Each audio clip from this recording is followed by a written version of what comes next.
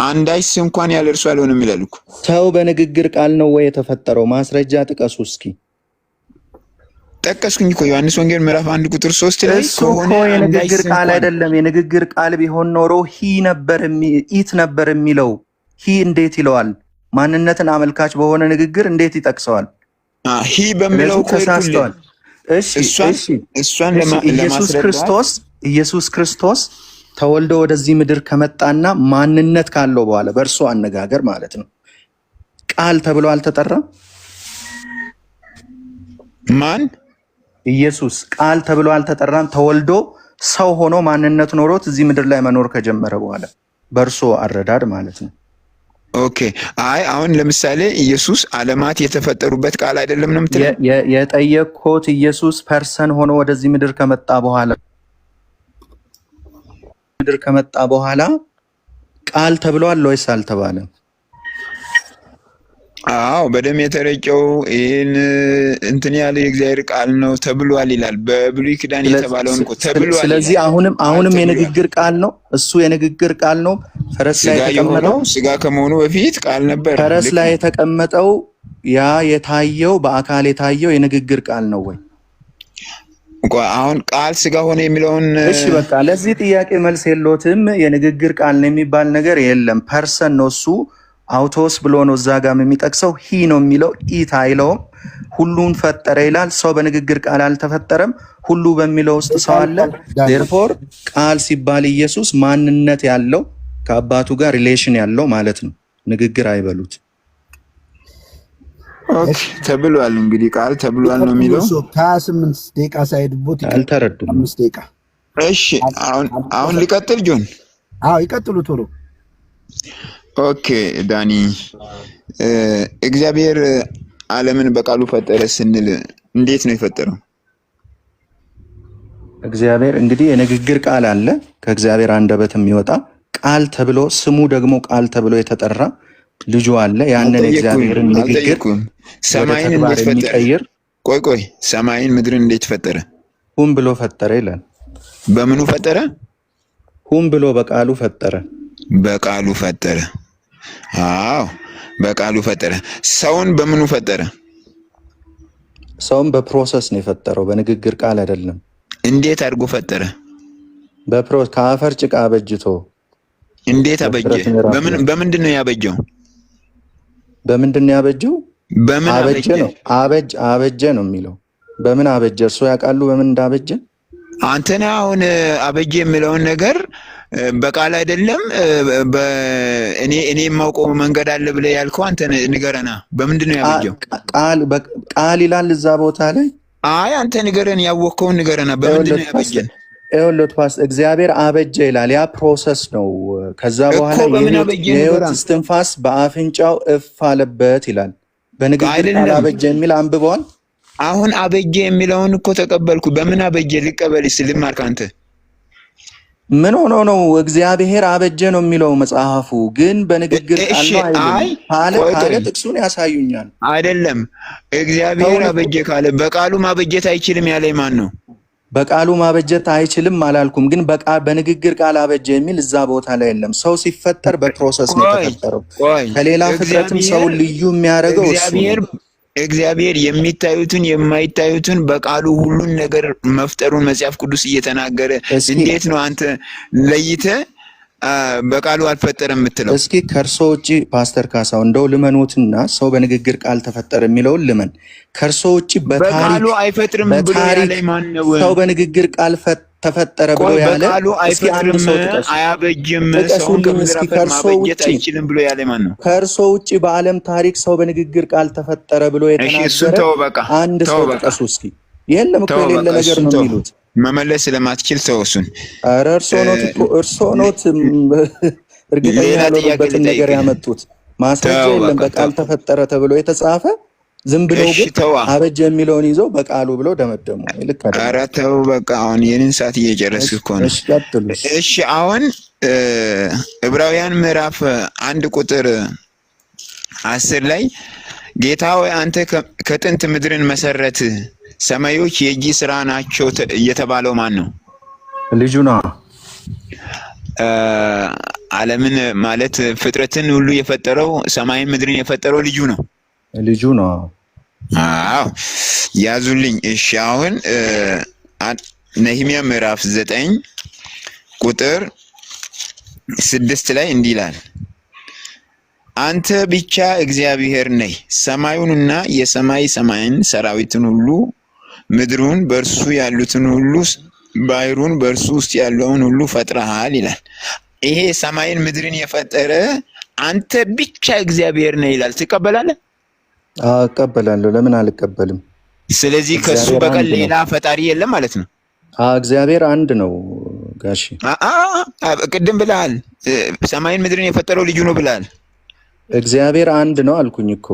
ኖ ሰማይን ምድርን የፈጠረው ልጁ ነው ብለሃል። ስለዚህ አሁን ይህን ሰማይና ምድርን የፈጠረውን ነው አንተ ብቻ እግዚአብሔር ነው ብሎ ምለው መጽሐፉ። አብ ወልድ መንፈስ ቅዱስ አንድ አምላክ። እግዚአብሔር አንተ ብቻ ይባላል። ወጣ ገባ ነው የሚያደርግ። እሺ እሱንም ተው፣ ወጣ ገባ አይደለም። ዕብራውያን ላይ ልጁ አልፈጠረም ነው የሚሉት። እጆቹ ፈጠርክ የተባለው ልጁ አይደለም ነው የሚሉት። ልጁ አይደለም ነው የሚሉት። እግዚአብሔር ሌላ እግዚአብሔር የለም። ቅድም እኮ እርሶ ራሶ የሚቀበሉት መጽሐፍ ላይ ልጁ ፈጠረ ተብሏል። ስለዚህ በአንድ መለኮታዊ ባህሪ ከአባቱ ጋር ልጁ አንድ ነው። ስለዚህ በዛ አንድነት ይጠራል፣ ይጠቀሳል። ምን ነው? እሺ አሁን በፍጥረት አንድ ላይ ሰማይ ይሁን ምድር ይሁን እያለ ይፈጥር የነበረ ማን ነው? አብ ወልድ መንፈስ ቅዱስ በለው። ሰማይ ይሁን እየተባበሩ ነው እንደ ይሁን የሚሉት የተባበሩ ያሉት እርሶ ነው። በአንድ መለኮታዊ ባህሪ እዚህ ጋር ሰማይ ይሁን የሚለው ማን ነው? ሰማይ ይሁን እያለ ሰማይን የፈጠረ ሰማይ ይሁን የሚለው ማን ነው? አብ ነው የሚል ጥቅስ ይጥቀሱልኝ ጋሼ። እዛ ጋር ሂዱና አብ የሚል ጥቅስ ይጥቀሱልኝ። አብ የሚለውን የቱ ጋር ነው ያነበቡት? አልቋል ዳኒ፣ ደቂቃችሁ አልቋል። እንደገና ስለሚያንሳችሁ 3 ደቂቃ ይጨመርላችሁ ወይስ እንዴት ነው የምትሉ? አበጀ እሺ ጥሩ ነው። አበጀ የት ነው? አበጀ ጓድ ይሆናል። 3 ደቂቃ ይበቃል ዳኒ። አበጀ የት ነህ? አበጀ ምናልባት በውስጥ አውራን። አበጀ ዳኒ። እሺ በቂ ይመስለኛል 3 ደቂቃ። እሺ ልጠይቃቸው። እሺ ማን ነው ደቂቃውን ቅድም ያስተካከለው? ዳኒ እነሱ ላይ ሞዴሬተር 5 ደቂቃ ይሆንላችሁ በደንብ እንድትጠያይቁ። ቀጥል ዳኒ ቶሎ በል። እሺ ቆላሲስ ምዕራፍ 1 ቁጥር 15 እና 16 ላይ እርሱ የማይታይ አምላክ ምሳሌ ነው፣ የሚታዩትና የማይታዩትም ዙፋናትም ቢሆኑ ወይም ጌትነት ወይም አለቅነት ወይም ስልጣናት በሰማይና በምድር ያሉት ሁሉ በእርሱ ተፈጥረዋልና ከፍጥረት ሁሉ በፊት በኩር ነው፣ ሁሉ በእርሱና ለእርሱ ተፈጥረዋል ይላል። ይሄ ስለማን ነው የሚናገረው ጋሽ? ስለ ልጁ ነው። እሺ ስለዚህ በልጁ ሁሉም ፍጥረት ተፈጥሯል። በልጁ የሚፈጥር ፈጣሪ አብ ነው። በልጁ ፍጥረት ሁሉ ተፈጥሯል ወይ ብዬ ነው የጠየቅኩት። አዎ በልጁ ነው የሚፈጠረው፣ ፈጣሪው ግን አብ ነው። በልጁ ነው የሚፈጠረው። ልጁ የመፍጠር ኃይል አለው ወይስ የለውም? ኖ በልጁ የሚፈጥረው አብ ነው። ልጁ የመፍጠር ኃይል አለው ወይስ የለውም ብዬ ነው የጠየቅኩት። አይልም። ልጁ የመፍጠር ኃይል የለውም። መጽሐፍ ቅዱስ እንደዚህ አይልም። በልጁ እግዚአብሔር ፈጠረ ነው። ልጁ የመፍጠር ኃይል አለው ወይስ የለውም ብዬ ነው የጠየቅኩት። አለው ወይም የለውም? ልጁ ቃል እኮ ነው። እግዚአብሔር አብ ሳይናገር ቃሉ ይወጣ። ስለዚህ እግዚአብሔር ቃል የመፍጠር ኃይል የለውም። እሱ ሳይናገር የመፍጠር ኃይል የለውም ወይ የእግዚአብሔር ቃል? እሱ ዝም ባለበት አይፈጥርም። እኔ አሁን ይሄንን አልጠየቅኩም። እሺ ከፍጥረት ሁሉ በፊት በኩር ነው ይላል። ልጁ ከፍጥረት ሁሉ በፊት በኩር የተባለው ለምንድን ነው? እንግዲህ በኩር ማለት መጀመሪያ ማለት ነው። በመጀመሪያ ቃል ነበረ ይላል። ስለ ቃልነቱ ይነገራል። ፈርስት ቦርን ይላል። ምን ማለት ነው? አቤት ፈርስት ቦርን ይላል። ከፍጥረት ሁሉ በፊት በኩር ነው ይላል እኮ። ከፍጥረት በፊት በኩር ነው ማለት በኩር ማለት መጀመሪያ ማለት እኮ ነው። ስለዚህ በመጀመሪያ ቃል መሆኑን ቃልነቱን ነው የሚነግረን። ፈርስት ቦርን ማለት ምን ማለት ነው? ንገረኛ ምን ማለት እንደሆነ። ፈርስት ቦርን ማለት ምን ማለት ነው? አንተና የምትነግረኝ እንግዲህ አስረዳኝ። እሺ ብኩርና ልጅነትን ሊያሳይ ይችላል ወይስ አይችልም? ብኩርናው ልጅነትን ያሳያል ከሙታንም በኩር ነው ይላል እኮ። ቴንክ ዩ በጣም ብኩርናው ልጅነትን ያሳያል። ስለዚህ ከፍጥረት ሁሉ በፊት ይላል። ስለዚህ ብኩርናው ልጅነትን የሚያሳይ ከሆነ ከፍጥረት ሁሉ በፊት ልጅ ነበረ። ኢየሱስ ክርስቶስ በስጋ በኩል የጠየቁትን መልሱ ጋር ስለተወለደ ልጅ ተብሏል። በብሉይ ኪዳን ቃል ተወለደ ብኩርና ልጅነትን ያሳያል ስላሉ ከፍጥረት በፊት በኩር ነው ይላል። ከፍጥረት በፊት በኩር ከሆነ ልጅ ነበረ ወይ? ከፍጥረት በፊት ልጅ የሚባል ነገር የለም እዛ ብሉይ ኪዳን ቃል ነው። እሺ ስለዚህ ብኩርና ልጅነትን ያሳያል ያሉት ለምንድን ነው? አይ ተሳስተው ነው ማለት ነው። በኩር ማለት ተሳስተው ነው ማለት ነው። እሺ ልጁን ያመልኩታል። ልጁ የአብ የራሱ አካሉ ስለሆነ ለልጁ ሲሰግድ ለአብ መስገደ ነው። ልጁን ሳይ አብን ማየት ነው። ልጁን ማመን አብን ማየት ነው። ልጁ አምላካዊ ባህሪ አለው ወይስ የለውም? የልጁ አምላካዊ ባህሪው አብ ነው። የልጁ አምላካዊ ባህሪው አብ ከሆነ ልጁ በራሱ አምላክ አይደለም ማለት ነው። ተነጥሎ አምላክ አይደለም። አሁን ተነጥሎ አላልኩም፣ ግን በራሱ ኦንቶሎጂካሊ ልጁ አምላክ ነው ወይስ አይደለም ብዬ ነው የጠየቅኩት። ለብቻውን አምላክ አይደለም። ተነጥሎ ለብቻው ብዬ አልጠየቅኩም። ኦንቶሎጂካሊ አምላክ ያልሆነ ነገር እውነተኛ አምላክ ሊባል ይችላል? እውነተኛ አምላክ ነው ስንል እኮ አብ ነው ማለታችን ነው። ኢየሱስ ኦንቶሎጂካሊ አምላክ ያልሆነ ነገር እውነተኛ አምላክ ሊባል ይችላል ወይ? አዎ ወይ? አይባልም እኮ ልጁን እኮ ልጁ ለምን አምላክ ተባለ? ልጅ ተብሎ ለምን አምላክ ተባለ? ልጅ ተብሎ አምላክ የተባለበትን ቦታ አሳየኝ ብያለሁ እኮ። ዮሐንስ ምዕራፍ 5 ቁጥር 20 እና 21 ላይ እርሱም ልጁ ኢየሱስ ክርስቶስ ነው፣ እርሱ እውነተኛ አምላክና የዘላለም ሕይወት ነው ይላል። አዎ ልጁ ኢየሱስ ክርስቶስ ደግሞ ልጁ ሐሰተኛ አምላክ ነው። ልጁ ኢየሱስ ክርስቶስ ልጁ ሐሰተኛ አምላክ ነው ጋሼ። ልጁ ሐሰተኛ አምላክ ነው። ቆይ ጠየቀኝ። ልጁ ሐሰተኛ አምላክ ነው። ኢየሱስ ክርስቶስ ይላል እኮ። እኔ ኢየሱስን ልጁ ሐሰተኛ አምላክ ነው ወይ? በአምላክነቱ እውነተኛ አምላክ አብ ነው። ልጁ ሐሰተኛ አምላክ ነው ወይ? ጥያቄ። ኢየሱስ እውነተኛ አምላክ አብ ነው። ልጁ ሐሰተኛ አምላክ ነው ወይ?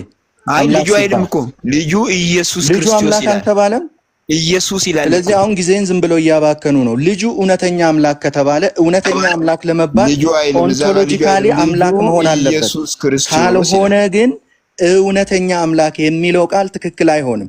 ምክንያቱም እውነተኛ አምላክ አይደለማ፣ ስያሜው ብቻ ነው አምላክ። እርሶ ልጁን የአብ ማደሪያ መጠቀሚያ ብቻ አድርገው በስያሜ ደረጃ ነው አምላክ እያሉት ያሉት።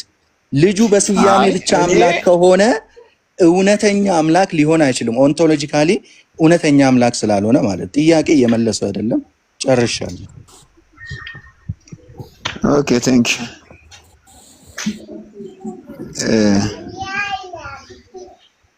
ጆን በኔም ላይ አስቀመጥሽ። ቴንክ ዩ። እሺ እንግዲህ አሁን ጥያቄን እንቀጥላለሁ። ዮሐንስ ወንጌል ምዕራፍ 17 ቁጥር 3 ላይ እውነተኛ አምላክ ብቻ የሆነ አንተ ይላል። እውነተኛ አምላክ ማን ነው? አብም እውነተኛ አምላክ ነው፣ ልጁም እውነተኛ አምላክ ተብሏል። እውነተኛ አምላክ ብቻ የሆነ አንተን ይላል። ብቻ የሚለው ቃል ባህሪን የሚያሳይ ነው፣ ፐርሰንን ለማሳየት የሚያሳይ። እሺ አብ ነው የሚለው ልጁ ከአባቱ ይነጠላል እንዴ? ቆይ አሁን ደግሞ አንደኛ ጢሞቴዎስ 2:5 ላይ አንድ እግዚአብሔር አለ ይላል። ማን ነው አንዱ እግዚአብሔር? እዛ ቦታ ላይ አንድ እግዚአብሔር አለ የተባለው አብ ነው። አብ ነው። አንድ እግዚአብሔር አለና ይላል። ያለው ስንት እግዚአብሔር ነው? አንድ እግዚአብሔር አለ ሲባል አብን ለማሳየት ነው ብያለሁ፣ ግን ልጁን ለማግለል አይደለም። አለና ይላል። ሌላ ተጨማሪ አለ አይደለም። አንድ እግዚአብሔር አለ። ልጁም እኮ አንድ ጌታ ተብሏል። ልጁ አንድ ጌታ ተብሏል። አብ አንድ ጌታ አይደለም ማለት ነው እንደዛ ሲባል። ኤክስክሉሲቭ የሆነ ቃል ጥቅም ላይ ሲውል ሌላውን የሥላሴ አካል ለማግለል አይደለም፣ ባህሪውን ለማሳየት ነው። እግዚአብሔር የሚባለው አብ ነው። ሲቀጥል ደግሞ እውነተኛው አምላክ ማን ነው? አብ ነው እኮ በራሱ መረዳት እየሄዱ ነው። ኦኬ አሁንም ልጁ ብቸኛ ጌታ ሲባል አብ ብቸኛ ጌታ አይደለም ማለት ነው። ባህሪውን ነው የሚያሳየው። ብቸኛ የሚለው ለሶስቱም ሊውል ይችላል። 30 ላይ እንዲህ ይላል። ስንት? ሐዋርያት ሥራ ምዕራፍ 5 ቁጥር 30 ላይ እናንተ በእንጨት ላይ ሰቅላችሁ ገደላችሁት። የገደላችሁትን ኢየሱስን የአባቶቻችን አምላክ አስነሳው። የአባቶቻችን አምላክ የተባለው ማን ነው? እግዚአብሔር አብ ነው። ደግሞ ልጁን ማስነሳት የሚለው በአብ ብቻ የተገደበ አይደለም። ኢየሱስም ራሴን አስነሳለሁ ብሏል። ስለዚህ አባቶቻችን ከጥንት የሚያመልኩት የአባቶቻችን አምላክ ማን ነው? አብን ያመልኩታል አባቶች። ልክ ነው። ከአብ ውጪ ሌላ አባቶች የሚያውቁት አምላክ አለ? ልጁንም ያውቁታል፣ በደንብ ያውቁታል። የአባቶቻችን አምላክ የተባለው እዚህ ጋር ማን ነው? ይከተላቸው ከነበረው አለት እሺ ክርስቶስ ነበረ። ሙሴ ለክርስቶስ መከራን ተቀበለ። ምሳሌ ምዕራፍ 30 ቁጥር 2 ላይ የልጁ ስም ማን ነው ተብሏል፣ ይታወቃል። ኧረ ተው።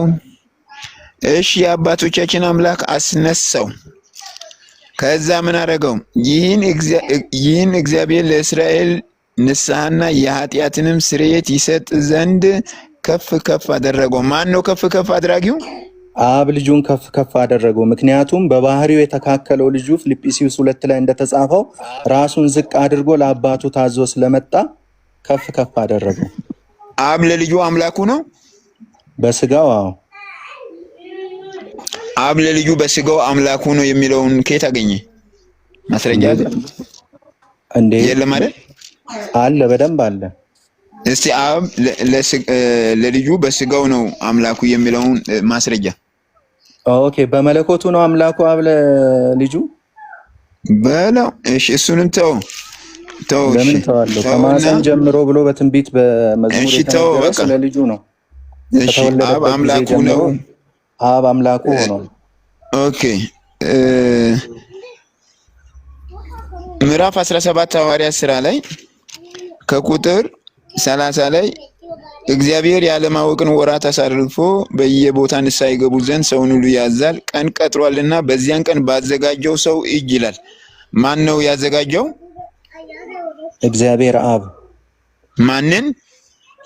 ስጋን አዘጋጀልኝ ብሎ እኮ ልጁ ለአብ ተናግሯል አይደል?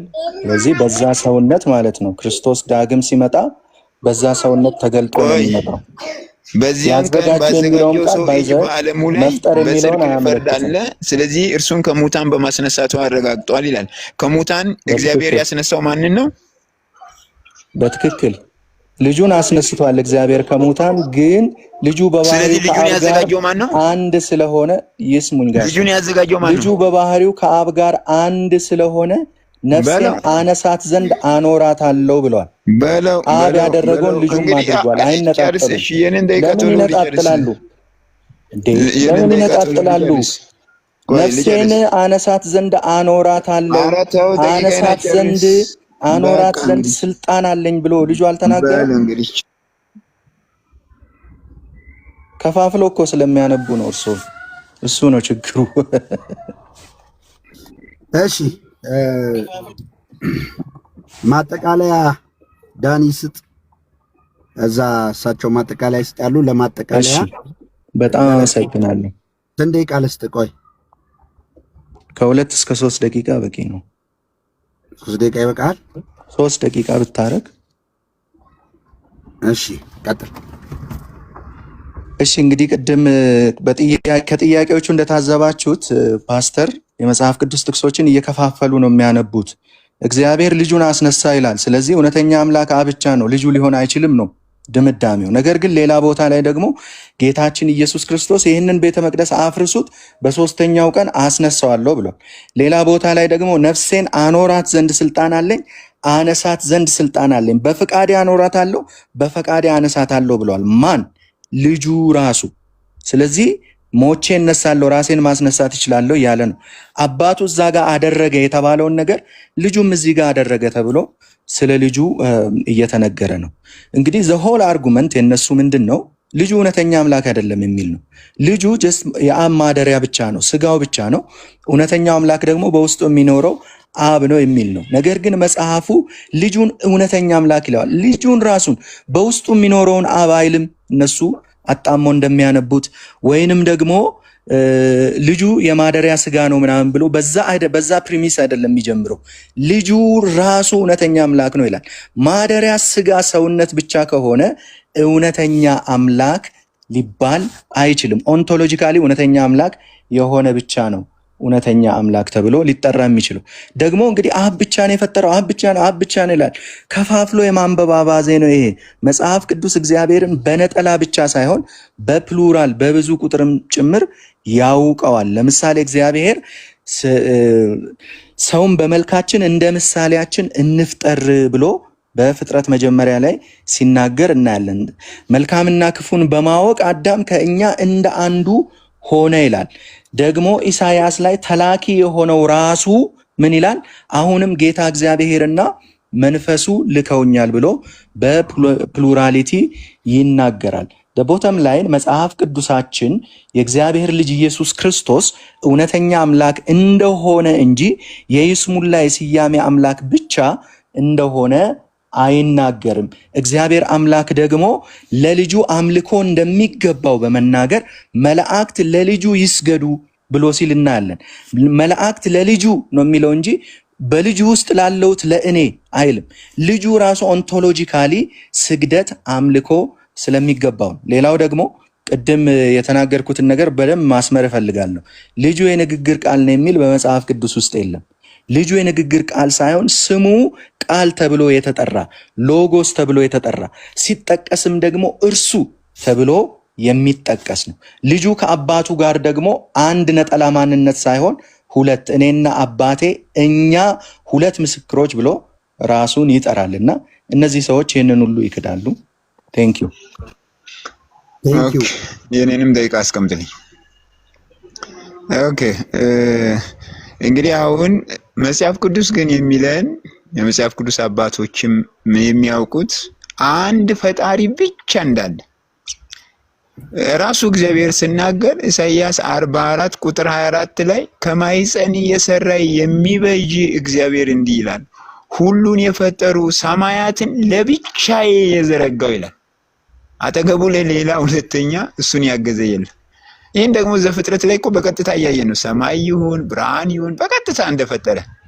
ይህን ነው እንግዲህ አሁን በትምህርተ ሥላሴ እየተካደ ያለው። እግዚአብሔር በቀጥታ መፍጠሩን መጽሐፍ ቅዱስ እየተናገረ ማለት ነው። የፈጠረው በቃሉ ነው ይላል መጽሐፍ ቅዱስ፣ እኛ አላልንም። ቃል ደግሞ ሥጋ ሆኗል፣ ስለዚህ እግዚአብሔር ዓለማትን በፈጠረበት በልዩ ይላል። የተጻፈውን ነው።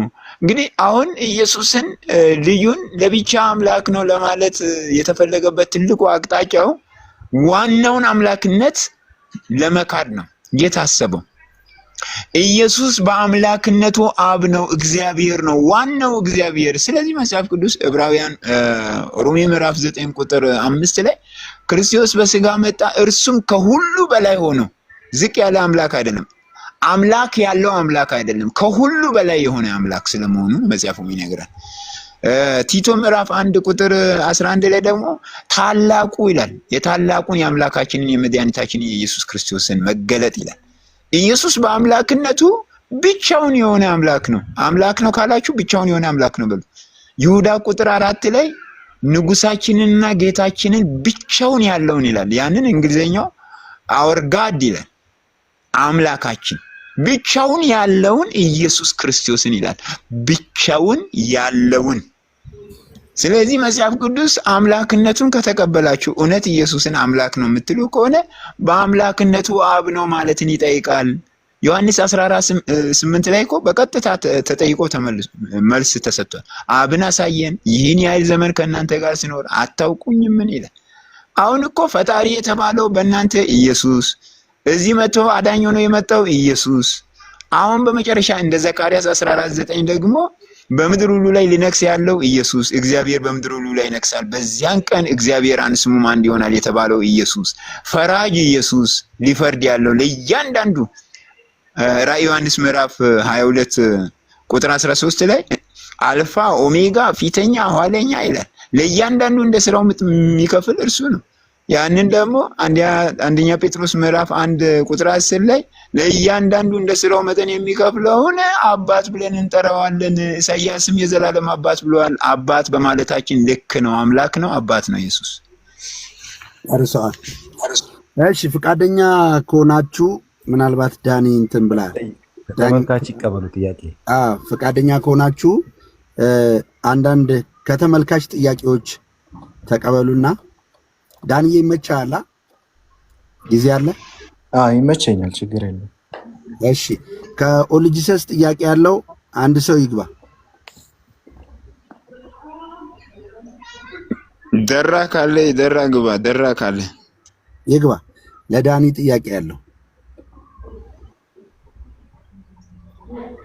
እሱ ሲገባ ጆ ለካሳሁን ለቄስ ካሳሁን ጥያቄ ብንጠይቀውኛ። እስከዛ አቅርበሽ ዮናን አቅርብ። ከዛ ብሲና አንዳንድ ጥያቄ። እሺ ቄስ ካሳሁን። አቤት አቤት። ማን ነው የሚጠይቀኝ? እኔ ነኝ። እኔ አብሲኒያ ነኝ። አብሲኒያ። ቴንክ ዩ። እሺ የአብ ልጅ ምንድን ነው? የአብ ልጅ የአብ ቃል ስጋ የሆነ ማለት ነው። ስጋ የሆነ። እሺ የአብ ልጅ አምላክ ነው። ኦኬ ደቂቃ ይሰጥ። ይሄ ደቂቃ ካልተሰጠ ጥሩ አይደለም። 3 ደቂቃ ሰጠከው። እሺ የአብ ልጅ አምላክ ነው። የአብ ልጅ አምላክ ነው። በአምላክነቱ አብ ነው።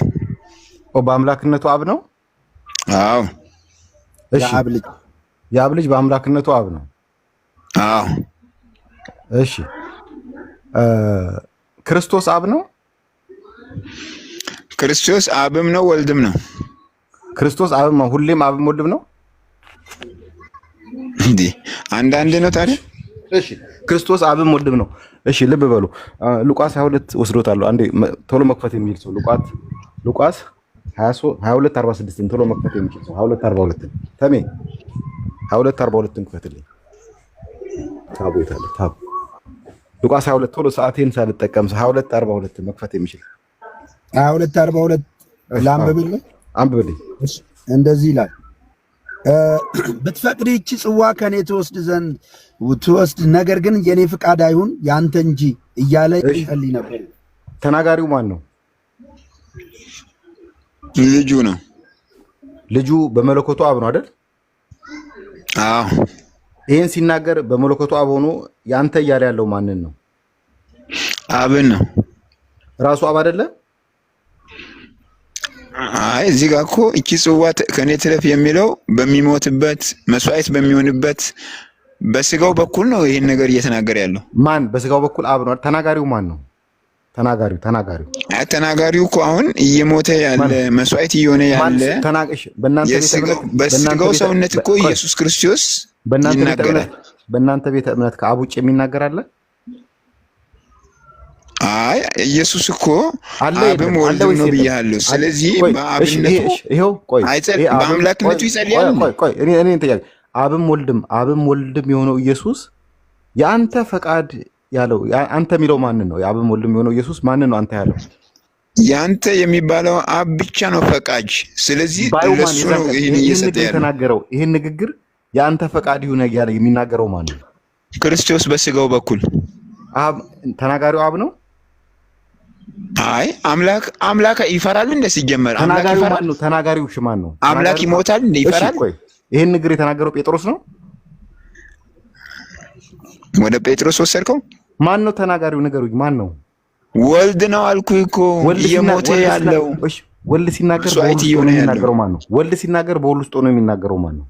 በእናንተ ቤት። አይ ኢየሱስ እኮ በወልድነቱም ይናገራል፣ በአብነቱም ይናገራል። እሺ ይሄንን አብም ወልድም የሆነው ኢየሱስ ለማን ነው ያንተ ፈቃድ ይሁን እያለ እየተናገረ? ማንን እያናገረ ነው? ማንን ነው እያናገረ ያለው? አብን እኮ ነው። አብ ነው እንግዲህ ፈቃጅ። ወልድ እኮ ሌላ አምላክ አይደለም የምንለው ከዚህ የተነሳ ነው። ወልድ በራሱ ሌላ አምላክ አይደለም፣ አብን ነው የሚያስፈቅደው፣ አብን ነው እንግዲህ የሚጠራው። እርሶ መቼ ነው በሌላኛው ስልኩ ወደ ቄስ ካሳሁን ልደውል ብለው ወደ ራሱ የደወሉት መቼ ነው? ይሄ በእኔ ይቻላል ብለህ ነው? እሺ ጨርሻለሁ ነው። እሺ ኦኬ። ኦልጂሰስ የለም ለዳኒ ይጠይቅ። እሺ ዮናን ቀጥ። እስከዛ እኔ ለካሳሁን ልጠይቃ። ጠይቃችሁ። ቄስ ካሳሁን ሰላም ኑት? እግዚአብሔር ይመስገን። ቄስ ካሳሁን። አቤት አቤት። እሺ የማቴዎስ ወንጌል እንዴ አሁንማ እኔ ነኝ ጠያቂ። እናንተ ብቻ ናችሁ? እኔ ነኝ ጠያቂ አይደለም። ከኦዲየንስ ነው፣ እርሱ አይጠይቁም። ከኦዲየንስ ለእርሱና ለዳኒ ነው ጥያቄ የሚቀርበው። ከእናንተ ቤተ እምነት አሁን የሚገቡ ልጆች ካሉ ለዳኒ ያቀርባል። አይ እንደዚህማ ልክ አይመጣም ማለት እንደዛ ነው። አሁን እታች ጠያቂ ካለ ከታች ወደ ላይ አምጡ። ተራ በተራ ደስ የሚለው ይሄ ነው። እሺ እኮ ላመጣ ነው። ይኸውልህ ስሙኝ፣ ቆይ አንዴ። ከኛ እርሶን ይጠይቃሉ፣ ከእናንተ ደግሞ ዳኒን ይጠይቃሉ። ዳኒን የሚጠይቀው ልጅ ስስ አይልክም እንዴ? የለም የላከ አንድ ቁጥር ይንኩ። ኦጂዎች አንድ ቁጥር ነክታችሁ ዳኒ መጠየቅ ትችላላችሁ፣ ይፈቀድላችኋል። ኦኬ ቤቲም እዛ ጋር ያሉት የኛ ወንድሞች ካሉ አስገቢ። እስከዛ እንጠይቁታ እስኪገቡ ቄስ ካሳሁን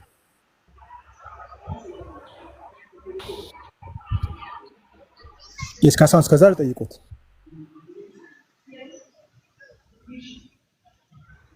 ጠይቅ። ቄስ ካሳሁን ይሰማል? እኔ ልጠይቅ? እርሱ አይጠይቁም። አሁን ቆይ የእርሶ ወገን የሆኑ ሰዎች እስኪገቡ እኔ ልጠይቆት እያልኩኝ። ኖ ጥያቄ እንትኑ ልክ አይደለም።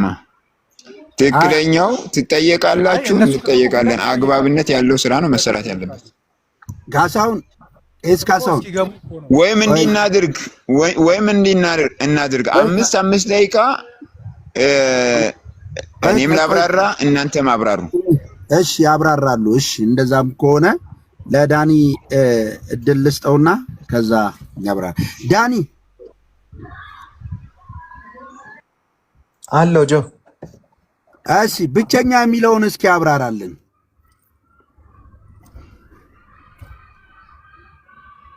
እሺ እንግዲህ እነዚህ ወገኖቻችን ከእንደዚህ አይነት ነጠላ ጥቅሶች ነው የሚጀምሩት እና ሌሎች እግዚአብሔርን በብዙ ቁጥር የሚገልጹ የመጽሐፍ ቅዱስ ጥቅሶች ደግሞ እንደሌሉ ነው የሚቆጥሩት። አሁን ከቅድም ጀምሮ ፓስተር ካሳሁን ብቸኛ አንድ ምናምን የሚሉ ጥቅሶችን ሲጠቅሱ ሰምታቸዋል።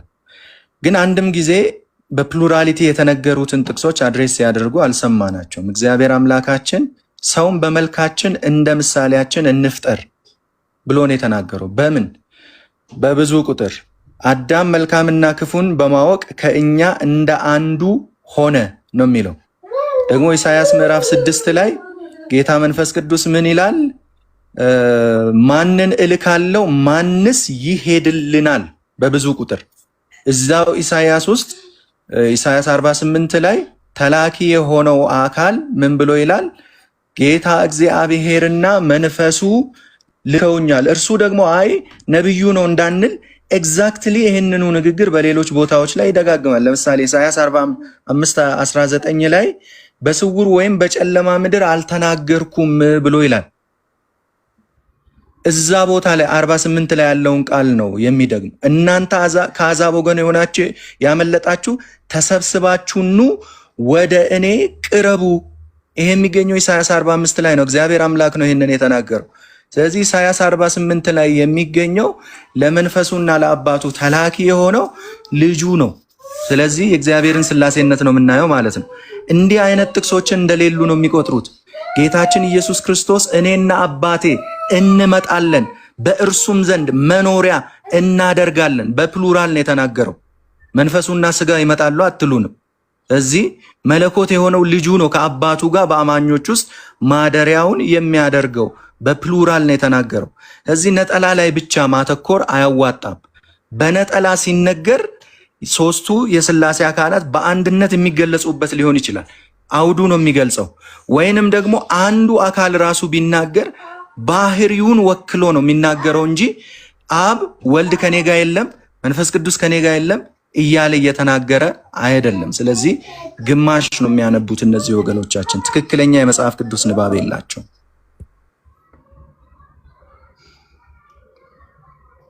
ዳኒ አልጨረስክም? እሺ ጆይ፣ ስለዚህ ትክክለኛ የመጽሐፍ ቅዱስ ንባብ የላቸውም እነዚህ ሰዎች። እግዚአብሔር አንድ ስሙም አንድ ይሆናል ይላል። ኦኬ፣ እግዚአብሔር ዛሬ ስንት ነው? እግዚአብሔር ዛሬ ስንት ነው? እግዚአብሔር አንድ ስሙም አንድ ይሆናል ተብሎ የተጻፈ ስለ ነጠላ አካል እየተነገረ አይደለም ማለት ነው። ስለዚህ ስለ ዩኒፊኬሽን ነው እየተነገረ ያለው። የአሕዛብ ጣዖታት ይቀራሉ ነው እየተባለ ያለው እንጂ የወልድና የመንፈስ ቅዱስ ኤግዚስተንስ ይቀራሉ አይደለም። ስሙም አንድ የሚለው ስልጣኑን ነው። ሁሉ ነገር ለእግዚአብሔር ይገዛል የሚል ሐሳብ ነው ያለው እንጂ ኢየሱስ በሚል ነጠራ ስም ይጠራል አይደለም። ራእይ ዮሐንስ ላይ ማንም የማያውቀው የተጻፈ ስም አለው ይላል። የተጻፈ ስም አለው ይላል። የእግዚአብሔር ስሞች ተሻሪዎች አይደሉም። የሆነ ጊዜ ላይ የሚኖሩ ሌላ ጊዜ ላይ የሚሻሩ አይደሉም ማለት ነው። ስለዚህ እነርሱ ግን ሌሎች ስሞች በሙሉ ተሽረው ነጠላ ኢየሱስ የሚለው ስም ብቻ እንደሚቀር እንደዛ እያደረጉ ነው መጽሐፉን የሚያነቡት። ኮንቴክስቱንም አንደርስታንድ አያደርጉም። ሌላው ዮሐንስ 1:1 ላይ በመጀመሪያው ቃል ነበረ፣ ቃልም የት ነበረ? በእግዚአብሔር ዘንድ። ከነዚህ ሰዎች ጋር በዚህ ደረጃ መነጋገር ስለማይሆን ነው ማለት እነሱ አንደርስታንድ ስለማያደርጉ ነው እንጂ ወደ ኦሪጂናል ቋንቋውም ተኪዶ መነጋገር ይቻላል። ፕሮስ ፕላስ አኪሴቲቭ መቼም ቢሆን ውስጥ ተብሎ ተተርጉሞ አያውቅም በመጽሐፍ ቅዱስ አውድ። አብሮ ማለት ነው፣ ጋር ማለት ነው። ልጁ ከአባቱ ጋር ነበረ፣ ቃልም ደግሞ እግዚአብሔር ነበረ ይላል። ኦንቶሎጂካሊ አምላክ ያልሆነን ነገር አምላክ ብሎ መጥራት ጣዖታዊነት ነው። አባቱ በልጁ ውስጥ ስላለ ልጁ አምላክ ተብሏል ይላል። ይሄ ጣዖት አምልኮ ነው የሚሆነው።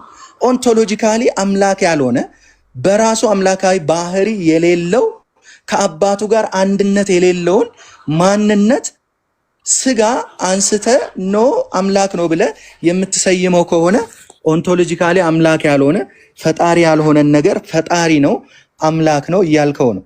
ይሄ ትክክል ሊሆን አይችልም። ኤክስክሉሲቭ ላንጉዌጅ ደግሞ መጽሐፍ ቅዱስ ውስጥ በጥንቃቄ ነው ጥቅም ላይ የሚውለው። አንድ አምላክ አብ አለን እንዳለ ሁሉ ጳውሎስ አንድ ጌታ ኢየሱስ አለን ብለዋል። ደግሞም አንድ መንፈስ አለ ይላል። አብ መንፈስ አይደለም ማለት አይደለም። ስለዚህ አንድ የሚለው ባህሪን የሚያሳይ እንጂ በአካል የተመጠነ አይደለም። አካሉ ባህሪውን ስለሚወክል ነው። ቴንኪዩ ተባረክ ዳኒ፣ እናመሰግናለን በጣም ቄስ ካሳሁን እነዚህን ፕሉራል የሆኑትን ቃላትና እንደገና ደግሞ የመጽሐፍ ቅዱስ አባቶች ብለው ነበረና በታሪክ ውስጥ ክርስትና በዚህ 2000 ዓመት ውስጥ እንደናንተ አይነት ትምህርት የነበረው ወልድ አምላክ አይደለም ያለም ካለ እሱንም አብራርተው ቢነግሩን 5 ደቂቃ ይውሰዱና። ቴንኪው እግዚአብሔር ይባርካችሁ። ምንድነው አሁን እዚህ ጋር ዳኒ ከተናገረው ነገር የእግዚአብሔር አንድ ነው የሚለው ነገር በዘካርያስ 14:9 ላይ የተባለው አንድን ማሳየቱ አይደለም ህብረትን ነው ብሎ አለ። ግን መጽሐፍ ቅዱስን ላንብብላችሁ። ዘካርያስ 14:3 ላይ እግዚአብሔር ይወጣል፣ በሰልፍ ቀን እንደ ተዋጊ ከነዚያ አሕዛብ ጋር ይዋጋል። በዚያን ቀን እግሮቹ በኢየሩሳሌም ትይዩ በምስራቅ በኩል ባለው በደብረ ዘይት ተራራ ላይ ይቆማሉ። አንድ በቀጥታ እንዲህ ነው የሚያስረዳን። ቁጥር 5 ላይ ደግሞ አምላኬ እግዚአብሔር ከቅዱሳኑ ሁሉ ጋር ይመጣል ይላል። የሚመጣው እግዚአብሔር እግር ያለው ከአሕዛብ ጋር የሚዋጋ እንደሆነ በግልጽ ይናገራል። ይሄ ደግሞ ይሄን የሚያደርገው ኢየሱስ ነው። ራዕየ ዮሐንስ ምዕራፍ 14 ቁጥር 17-14 ላይ በጉ የጌቶች ጌታና የነገስታት ንጉስ ስለሆነ እነሱን ድል ይነሳቸዋል ይላል። የሚዋጋው ሊዋጋ ያለው ኢየሱስ ክርስቶስ ነው። ስለዚህ ኢየሱስን ነው እዚህ ጋር በግልጽ ቁጥር 9 ላይ እግዚአብሔር በምድር ሁሉ ላይ ይነግሳል። ማን እግዚአብሔር? የትኛው እግዚአብሔር? አንዱ ብቸኛው እግዚአብሔር ኢየሱስ ማለት ነው። በዚያን ቀን እግዚአብሔር አንድ ስሙም አንድ ይሆናል ይላል። የሚነግሰው እግዚአብሔር ኢየሱስ ከሆነ ስሙ ማን ነው? ኢየሱስ ነው። ኢየሱስ የሚለውን ስም ደግሞ በደንብ እዚህ ጋር ትኩረት አድርጉ። ሌላ የሚያድን ስም የሌለ ስም ነው ይሄ ስም። እንግዲህ አሁን ኢየሱስ የሚለው ስም የወልድ ብቻ ካደረግን አብ የሚያድን ስም የለውም ወደ ማለት ነው የሚወስደን። ምክንያቱም መዳን በሌላ በማንም የለም ይላል። ይህን ስም ኢሳይያስ ምዕራፍ 64 ቁጥር 1 ላይ ሰማዮችን ቀደ ምነው ብትወርድ ስምህ ለጠላቶች ይገለጥ ዘንድ ይላል። አሁን አዲስ ኪዳን ላይ ጠላትን ሊያንቀጠቅጥ የቻለ ስም ያንበረከከ ከስም ሁሉ በላይ የሆነ ስም በሰማይ በምድር ከምድር ያሉትን ሁሉ በታች ያሉትን ሁሉ ያንበረከከ ስም ከሰማይ በታች ሌላ የለም። ይህን ስም የሚያክል ስም ሌላ በብሉይ ኪዳንም በአዲስ ኪዳንም ላይ አልተጠቀሰም። ይህ ስም ደግሞ አሁን በዚህ ዓለም ብቻ ስልጣኑን ይዞ በኋላ የሚለቅ አይደለም። ኤፌሶን ምዕራፍ 1 ቁጥር 20 ላይ ክርስቶስን ከሙታን ሲያስነሳው ከአለቅነት ከጌትነት ሁሉ በላይና በዚህ ዓለም ብቻ ሳይሆን ሊመጣ ባለውም ዓለም ከሚጠራው ስም ሁሉ በላይ አሁንም በሚመጣው ዓለምም ይሄ ስም የበላይነቱን ይዞ ይቀጥላል። ሌላ እሱን የሚመስል ስም የለም። ከስም ሁሉ ስም አለ፣ ግን ከስም ሁሉ በላይ የሆነ ስም ነው ይላል። ይቀጥልና ይህን ደግሞ በክርስቶስ ባደረገው የብርታቱ ጉልበት ይታያል ይላል። እግዚአብሔር አብ ይህን ስራ እየሰራው በልጁ በክርስቶስ ነው። ስለዚህ ኢየሱስ የሚለው ስም በብሉይም በአዲስ ኪዳንም ከተጠቀሱ ስም የተለየ ስም ነው። እግዚአብሔር አብ በስጋ ሲገለጥ በልጁ ሲገለጥ የተጠራበት ስም ነው ማለት ነው። ይሄ የብዙ ቁጥር ቃል ያላችሁት ነገር መጽሐፍ ቅዱስ ውስጥ የመጽሐፍ ቅዱስ አባቶች እንፍጠርን እንውረድ የሚለውን እኮ ያነባሉ። ግን አንድም ቀን ህዝበ እስራኤል አይሁዳውያን አምላክን ከአንድ በላይ ነው አላሉም። ወይም ደግሞ የህብረት አንድነት ነው አላሉም። ይሄ የህብረት አንድነት የምትለዋ ፈጠራ የመጣችው ከ325 ከኒቂያ ጉባኤ በኋላ ነው። ሰዎች ለብሉይ ኪዳን አንድ አምላክ ለሚለው እንዲህ አይነት ትርጉም የሰጡት በኋላ ነው። ህዝበ እስራኤል አንድ ያወን እንጂ ሶስት አካላትን ወይም ሶስት ስላሴዎችን ያመኑበት ጊዜ የለም። አሁንም አያምኑም፣ ለወደፊትም አያምኑም። እነሱ ትእዛዝ አላቸው። እስራኤል ሆይ ስማ አምላካችን እግዚአብሔር አንድ እግዚአብሔር ነው የሚል ይሄ ትእዛዝ አይቀየርም። ከትውልድ ወደ ትውልድ እየተላለፈ ቀጥሎ ማርቆስ 12:29 ላይ በጌታችን በኢየሱስ ክርስቶስ አንደበት በግልጽ ተነግሯል።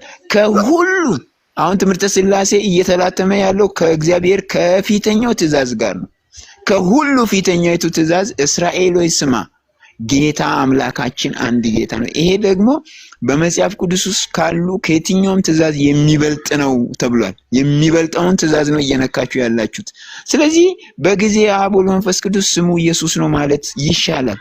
መንፈሱ ኢየሱስ ነው። አንድም ቦታ ላይ መንፈስ ቅዱስ እኔ መንፈስ ቅዱስ ነኝ ብሎ ራሱን የገለጠበት ቦታ የለም። እኔ መንፈስ ቅዱስ ነኝ ብሎ በአካል ራሱን ያስተዋወቀበት ቦታ የለም።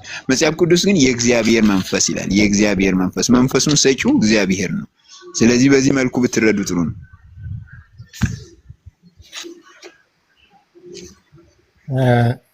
ልጠይቅ እንዴት ነው ፈቀዳል? አሁን ጆ 5 ደቂቃ ሙሉ የመጨረሻ ቃል ይሄን ሁሉ ስህተት ዘብዝበው እንዴት ይሆናል? ሚውት ነህ። የጠየቅኩትን አልለኩትም። አንደኛ ፕሉራል የሆነውን ሊያብራሩ አልቻሉም። ሁለተኛ ደግሞ በ2000 ዘመን ውስጥ የቤተክርስቲያን አባቶች መጽሐፍ ቅዱስን ይህ መጽሐፍ ቅዱስ ነው ብሎ የሰጡ አባቶች የመጽሐፍ ቅዱስ አባቶች እንደናንተ ያስተማሩበት እስኪ ያሳዩን ስል እሱንም መናገር አልፈለጉም። ቄስ ካሳው ኦኬ፣ እሱን አይ ቅድም እኮ ብዙ ደቂቃ ሲጠይቁ 3 ደቂቃ ሲጠይቁ የኔን የሚጠይቅ ሰው አልነበረም። እሱን ደቂቃ ተጠቅሜ ያንን ማብራራት ይችላል። ልቀጥል? አይ ቆይ ዳኒ ቀጥል። ዳኒ እሺ እንግዲህ ጋይስ ተሰጥቶት ነው የሚቀጥለው? አይ በቃ ጨርሰዋል እሱ። ዳኒ ቀጥል። ብዙ ነገር ሲናገሩ ሰምተናቸዋል።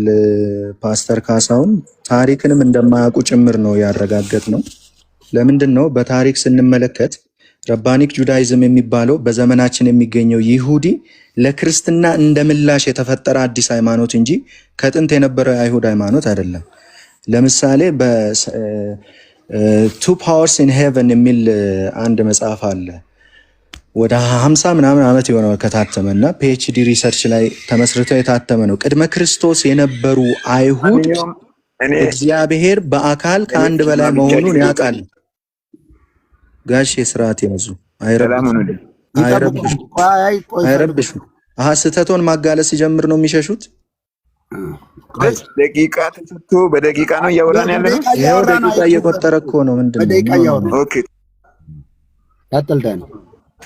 ቅድመ ክርስቶስ የነበሩ አይሁድ እግዚአብሔርን በአንድ አካል የወሰኑ አልነበሩም። በደንብ ያውቃሉ።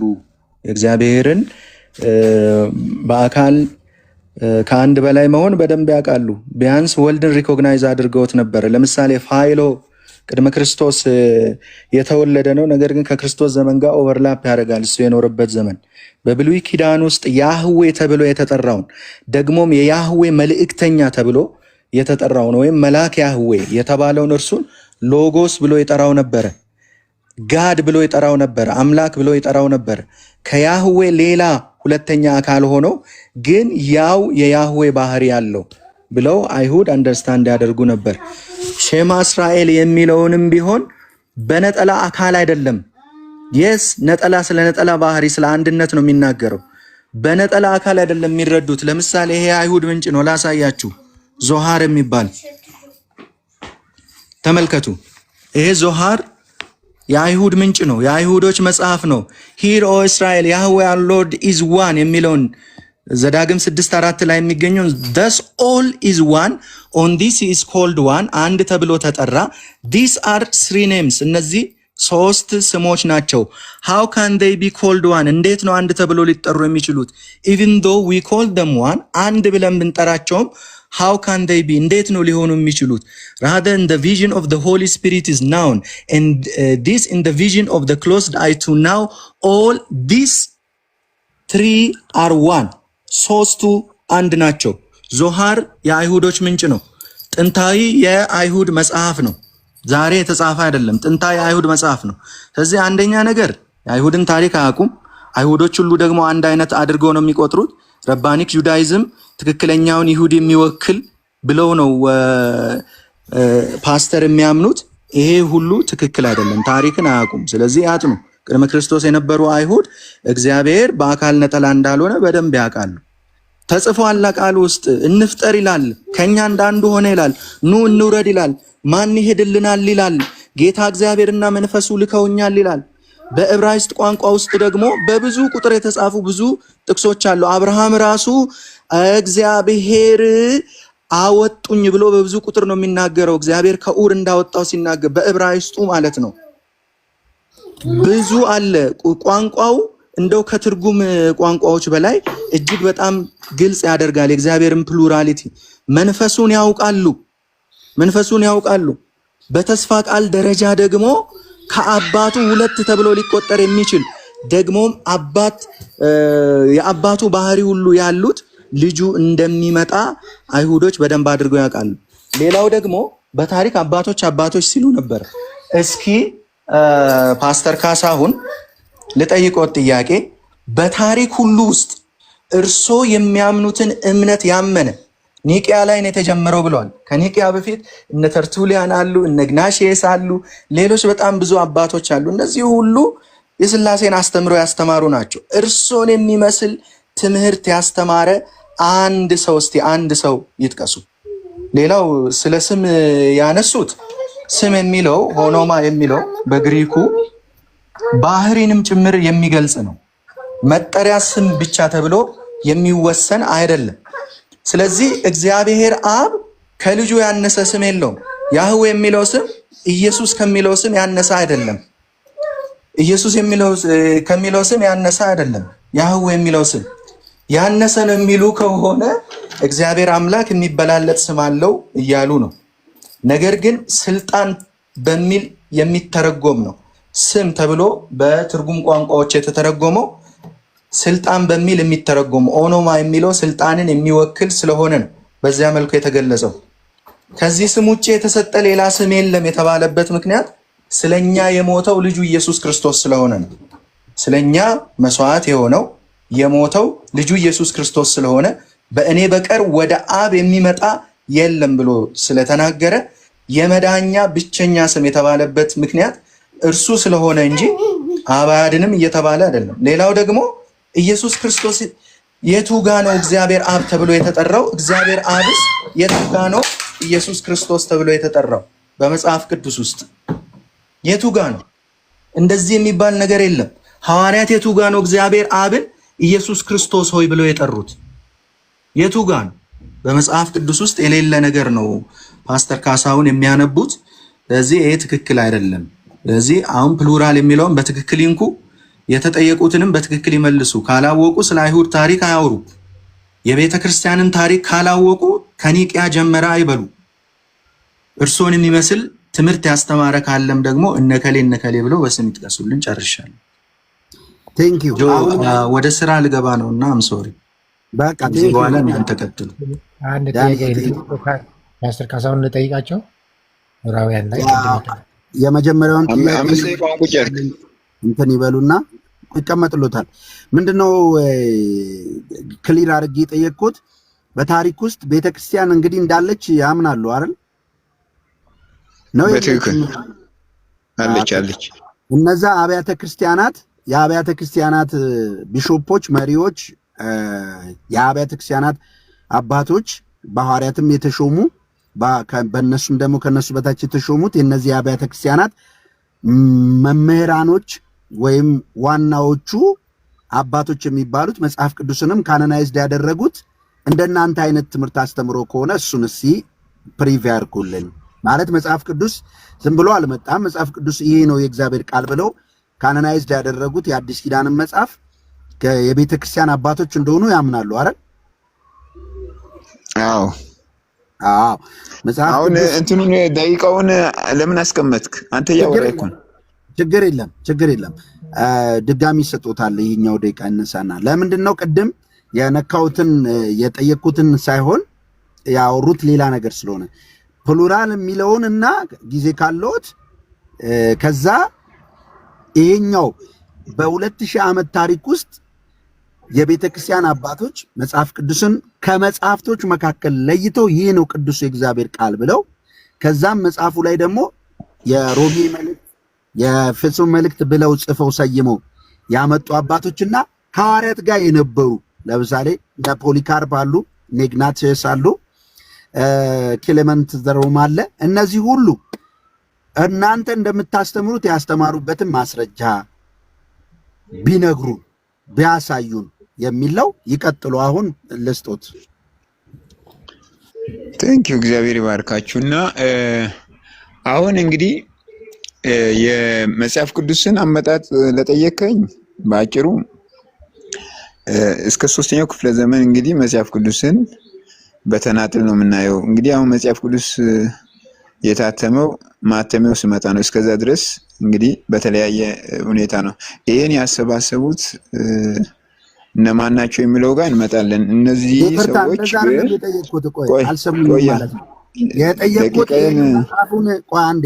የጠየቅኩት መጽሐፉን የእግዚአብሔር ቃል እንደሆነ የነገሩን የአብያተ ክርስቲያናት አባቶች አሉ። ከሐዋርያት ጋር የነበሩ ሐዋርያት የሾሟቸው አሉ። ለምሳሌ የሮም ክሌመንት በሐዋርያው ጴጥሮስ እንደተሾመ በጳውሎስ እንደተሾመ ይታወቃል። መጽሐፍ ቅዱስ ላይም ስሙ አለ። እነ ኢግናቲየስ አሉ፣ እነ ፖሊካርፕ አሉ፣ የዮሐንስ ደቀ መዝሙር የነበር። በታሪክ ውስጥ 2000 ዓመት ሁሉ ያለችው ቤተክርስቲያን መጽሐፍ ቅዱስን የሰጠችው ቤተክርስቲያን ውስጥ የእናንተ አስተምሮ ማን አስተምሮት ያውቃል የሚል እንጂ መጽሐፍ ቅዱስን ምናምን አልጠየቁም። ይቀጥሉ። አሁን ደቂቃውን መልሰው። ችግር የለም ይቀጥሉ። መልሰውና እጀምራለሁ። 2 ደቂቃ ይሰጡታል። ችግር የለም ይቀጥሉ። ኦኬ። እና ምንድነው አሁን እዚህ ጋር አሁን ይሄ እስከ 3ኛው ክፍለ ዘመን ቅዱሳን ወንጌልን እየሰበኩ ዞረዋል። እንደዚህ አይነት ክርክሮች በየመሃሉ አሉ። ሐዋርያቶችም መልስ ይሰጡ የነበሩበት ሁኔታ ከመጽሐፍ ቅዱስ እናያለን። ሐዋርያት በነበሩበት ዘመን ሁሉ አንዳንድ በክርስቶስ ላይ ጥያቄዎች ይነሳሉ። ለነሱ ዮሐንስም መልስ ሲሰጥ እናያለን። ክርስቶስ በስጋ እንደመጣ የማያምኑ ሰዎች እንደነበሩ፣ ጳውሎስም ደግሞ እንደ ክርስቶስ ትምህርት ሳይሆን እንደ ሰው ወግ እንደ ዓለማዊ ምኞት ባለ በፍልስፍና በከንቱ መታለል ማንም እንዳይማርኳችሁ ተጠበቁ ብሎ በእርሱ የመለኮት ሙላት በሰውነቱ ተገልጦ ይኖራል ብሎ ያለበት ትልቁ ምክንያት ያን ጊዜ የነበረውን ተግዳሮትን ለመመለስ ነው እና እንዲህ እያለ እስከ 3ኛው ክፍለ ዘመን መጥቷል። ከ3ኛው ክፍለ ዘመን በኋላ እንግዲህ ሙሉ በሙሉ የተቆጣጠረው ይሄ በድምጽ ብልጫ የመጣው ትምህርተ ሥላሴ ነው። ከዛ ዓለም አጠቃላይ ወደ መጽሐፍ ቅዱስ እንደዚህ ንግግር ውስጥ እንዳይገቡ፣ እውነት እንዳይናገሩ፣ ቅዱሳን መጽሐፍ ቅዱስን እንዳያነቡ የጨለማ ዘመን መጽሐፍ ቅዱስ እንዳይነበብ የተከለከለበት ዘመን እንዳለ እናንተም ታውቃላችሁ። ዳርክ ኤጅ የተባለ መጽሐፍ ቅዱስ ማንም እንዳያነብ ተከለከለ። በዚህ ምክንያት አንዴ የጠየቅኩት ጥያቄ እኮ እየመለሱልኝ አይደለም። የጠየቅኩት የእናንተ አስተምሮ በቤተ ክርስቲያን ውስጥ የነበረበት ዘመን በቤተ ክርስቲያን ውስጥ እንግዲህ የቤተ ክርስቲያን እንዳለ አምናለሁ ብለዋል። የ2000 ዓመት ታሪክ ያላት ቤተ ክርስቲያን ውስጥ እነዚህ አባቶች መጽሐፍ ቅዱስን ካነና ያደረጉ አስተምረዋል ወይ? ከሐዋርያት ጋር የነበሩት በሐዋርያት የተሾሙት የቤተክርስቲያን አባቶች የእናንተ አይነት አስተምሮ ክርስቶስ አምላክ አይደለም ብለው ወልድ አምላክ አይደለም ብለው የሚክድ አስተምሮ ነበር ወይ ነው ጥያቄው። ካለ በማስረጃ ያሳዩኝ ነው። እሱን ኦኬ ጆን እንግዲህ አሁን አንተ ያልከውን በቀጥታ በእኛ ቸርች ላይ የሥላሴ አጠያያቂ ምስጢር በሚለው ታሪኩ በሰፊው ተቀምጧል። ጥናታዊ ጽሑፍ ተደርጎ ተቀምጧል። ግን እኔ አሁን ልነግርህ የሚችለው ነገር መጽሐፍ ይሄን የኛን አይነት እምነት የሚያራምዱትን ይገሉ ነበረ። ታሪኩን አጠቃላይ የሚጽፉት ታሪክን በበላይነት የያዙት መንግስቱን ተቆጣጥሮ የያዘው የትምህርተ ሥላሴ ምሁራን እንጂ ሌሎች ይገደሉ ነበረ። አሁንም ቆይ እንደገና አሁንም ላስተካክልሎት ፓስተር ወይም ቄስ አሁንም ላስተካክልሎት። እኔ እየጠየቅኩት ያለው እነዚህ የቤተክርስቲያን አባቶች ነው ያልኩት። ለምሳሌ ከሐዋርያት ጋር የነበሩ አባቶች አሉ፣ ሐዋርያት የሾሟቸው ክሌሜንት ኦፍ ዘሮም አሁን ለምሳሌ መጽሐፍ ቅዱስ ላይ ጳውሎስ ጠቅሶታል። እሱ የቤተ ክርስቲያን ምን ነበረ? የበላይ ጳጳስ ነው። እንግዲህ መልእክታትን ለቆሮንቶስ ቤተክርስቲያን፣ ለኤፌሶን ይጽፍ የነበረ ኢግናቲየስ አለ፣ ይህን ይጽፍ የነበረ በሐዋርያት ቀጥታ የተሾሙ ናቸው። ሐዋርያቶች ሾመዋል፣ ያምናሉ አይደለ? ጳጳሳት ቢሾፖች ሾመዋል ሐዋርያቶች ለቤተክርስቲያን ይህን ሾመዋል። አሁን እነሱ የጻፉትን ወይም ከነሱ መጽሐፍ ከዚህ ከ66ቱ መጽሐፍ ለይተን እነሱ የጻፉትን ለብቻ ማግኘት ይቻላል? አንዴ በታሪክ እንትን አላቸው እኮ መጽሐፍት አላቸው። የቤተክርስቲያን ውስጥ ታሪካቸው መጽሐፋቸው ምናምን አለ። ልክ እንደ መጽሐፍ ቅዱስም አለ። ይሄንን አስተምረዋል እነዚህ አባቶች። እንደገና በምን አወቅ እነሱ መሆናቸውን? ቆይ መጽሐፍ ቅዱስ ነው ብሎ ቢሸውዱስ ማለት እነሱን አሁን እነሱ እንደጻፉ አድርጎ ቢሸውዱስ? ቴንኪው በቃም እንደዛ ከሆነ መጽሐፍ ቅዱስንስ ሸውደውም ቢሆንስ መጽሐፍ ቅዱስ ነው ብለን እንዴት እሱ እንደዛ እንዳትል ይኸውልህ በዛን ጊዜ ሐዋርያው ጳውሎስ ሐዋርያው ጴጥሮስ የጻፋቸውን ሰብስቦ ይሄኛው ትክክለኛ ነው ብሎ ሌሎችን አሉ የተባሉትን ሰዎች አይደለም በትክክለኛ ሐዋርያት ያልተጻፉትን እኮ አውጥቶ ጥለዋል። ጥያቄን ስሙ። ቢሸውዱስ ብሎ ካሉ መጽሐፍ ቅዱስንስ ሸውደውም ቢሆንስ ለምንድን ነው መጽሐፍ ቅዱስ ብለው የሚቀበሉ? አይ የዛን ጊዜ እነሱ ለምሳሌ የጳውሎስ መልእክት መሆኑን በምን አወቁ? ጆን ቆይ እነሱ ለኛ እነዚህን 27ቱን መጽሐፎችን ሐዋርያት የጻፉት ብሎ ለኛ አቀረቡ። ሌሎች አሁን አንተ የምትላቸውን ልክ ስላይደሉ ምናልባት ሊክዱም ይችላሉ እኮ። አሁን ከኛ የካዱ እንዳሉ ከናንተ የካዱ እንዳሉ ሊክዱ ይችላሉ እኮ። የካዱ ሰዎች አይደለም መጽሐፍ ቅዱስን ሐዋርያት ናቸው የጻፉት ብለው ለምሳሌ የጳውሎስ መልእክት ብለው የጻፉት እነማን ናቸው? እነሱ ያሉትን እኮ ተቀበልን፣ 27ቱን ተቀበልን። አሁን ሌላውን መረጃ ለምን ታቀርባለህ አንተ? እነሱ ስንቀበላቸው ቢሸውዱንስ ካሉ ይሄንንስ ቢሸውዱን ያኛው እኮ ልክ ስላይደለ አላካተቱም። በ27ቱ አላካተቱም። ልክ ስላይደለ አላካተቱም አይደለም። ለምሳሌ በእናንተ ቤተ እምነት ውስጥ መጽሐፎች አሉ አይደል? በእኛ ያለውን እኮ እኛንን የምንቀበለው። አሁን እናንተ ተቀበላላችሁ። እናንተ ናችሁ ቴንኪው እናንተ ናችሁ የምትቀበሉ። ልክ በእናንተ ቤተክርስቲያን ውስጥ እንዳለ እነዚህ መጽሐፎች እኮ በቤተክርስቲያን ውስጥ የነበሩ ናቸው። እንደዚህ ከሆነ አዋልድ መጽሐፎችን እዛ ኦርቶዶክስ ላይ ያሉ 80 ሁሉ መቀበል አለብህ። እንኳን አያድምጡኝ። እኔ የጠየቅኩት የኦርቶዶክስ ቤተክርስቲያን አሁን ያለ አዋልድ አላልኩም። መጀመሪያ የነበሩት ፈርስት ሴንቸሪ የነበሩ አሉ በሐዋርያት የተሾሙ አልኩኝ። አያውቁም እሱን እነሱ ክዶ ቢሆንስ አንተ ምን ታውቃለህ? መጽሐፍ ቅዱስንም ክደውን ቢሆንስ እንዴት የእግዚአብሔር ቃል ነው ይላሉ? ታዲያ መጽሐፍ ቅዱስ ላይ ለምሳሌ ይሄን እኮ የዛን ጊዜ የነበሩት 27ቱን የእግዚአብሔር ቃል ነው ብሎ ለኛ አቀረቡ። 27ቱ በቂ አይደለም? ይስሙኝ እኮ። ስለዚህ እርሶ ምንድነው እምነታችሁን የፈጠራችሁት በጥርጥር ነው ማለት ነው። ምናልባት ተሳስቶ ሊሆን ይችላል ብላችሁ አብያተ ክርስቲያናት ቤተክርስቲያን የለም ከክርስቶስ በኋላ። እሺ ጆን አሁን እኔ ደቂቃዬን ልጨርሳ። ደቂቃ ሰጦታለሁ። ታሪክ ላይ አሁን የመጀመሪያ ዘመን ላይ ያሉ የቤተክርስቲያን ሹማምንቶች አሉ አይደለ? የቤተክርስቲያን ቢሾፖች አሉ የሉም? አሉ። ግን አሁን አንተ የምትለውን እኛ አሁን ከመጽሐፍ ቅዱስ ውጪ መቀበል አንችልም ባይ ነኝ። መጽሐፍ ቅዱስ ላይ ለምሳሌ የማቴዎስ ወንጌል የሚለው ማን ነው የጻፈው? ማቴዎስ እስኪ ያሳዩኝ እንዴ የማቴዎስ ወንጌል እያለኝ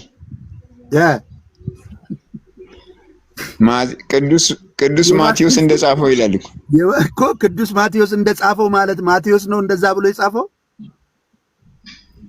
እንግዲህ አንተ ሌላ ጻፊ ያለ ካልክ ልትነግረኝ ትችላለህ። እሺ ዮሐንስ ወንጌል ብሎ የጻፈውስ ማን ነው?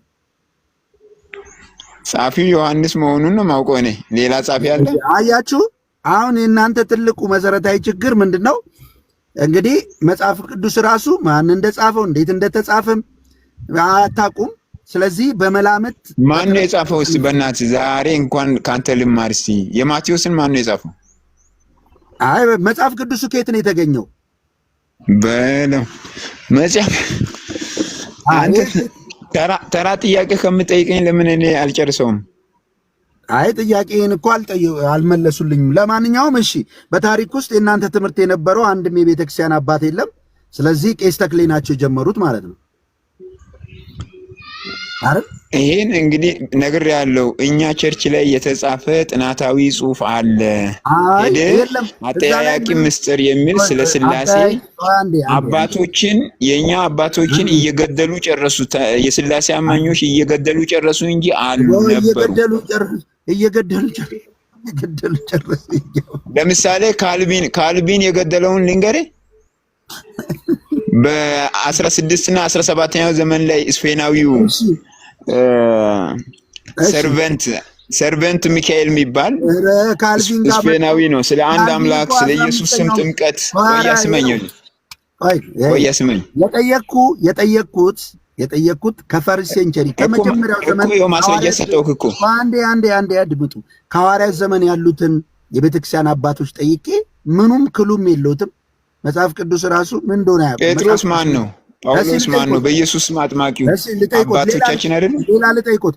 መጽሐፍ ቅዱስ የሚል ጽሑፍ መጽሐፍ ቅዱስ ውስጥ አለ? አቤት። መጽሐፍ ቅዱስ የሚል ጽሑፍ መጽሐፍ ቅዱስ ውስጥ አለ? አለ። እሱን ደግሞ ልስጥህ። ቆይ ዛሬ ሙስሊም ሆንክ እንደ አንተ? ቆይ እኔ የኔን ደቂቃ ልጨርስና ትጠይቀኛለህ። አይ ይስጡኝ እንዴ። ቆይ አሁን ጥያቄን ልጨርሳ እኔ የራስን።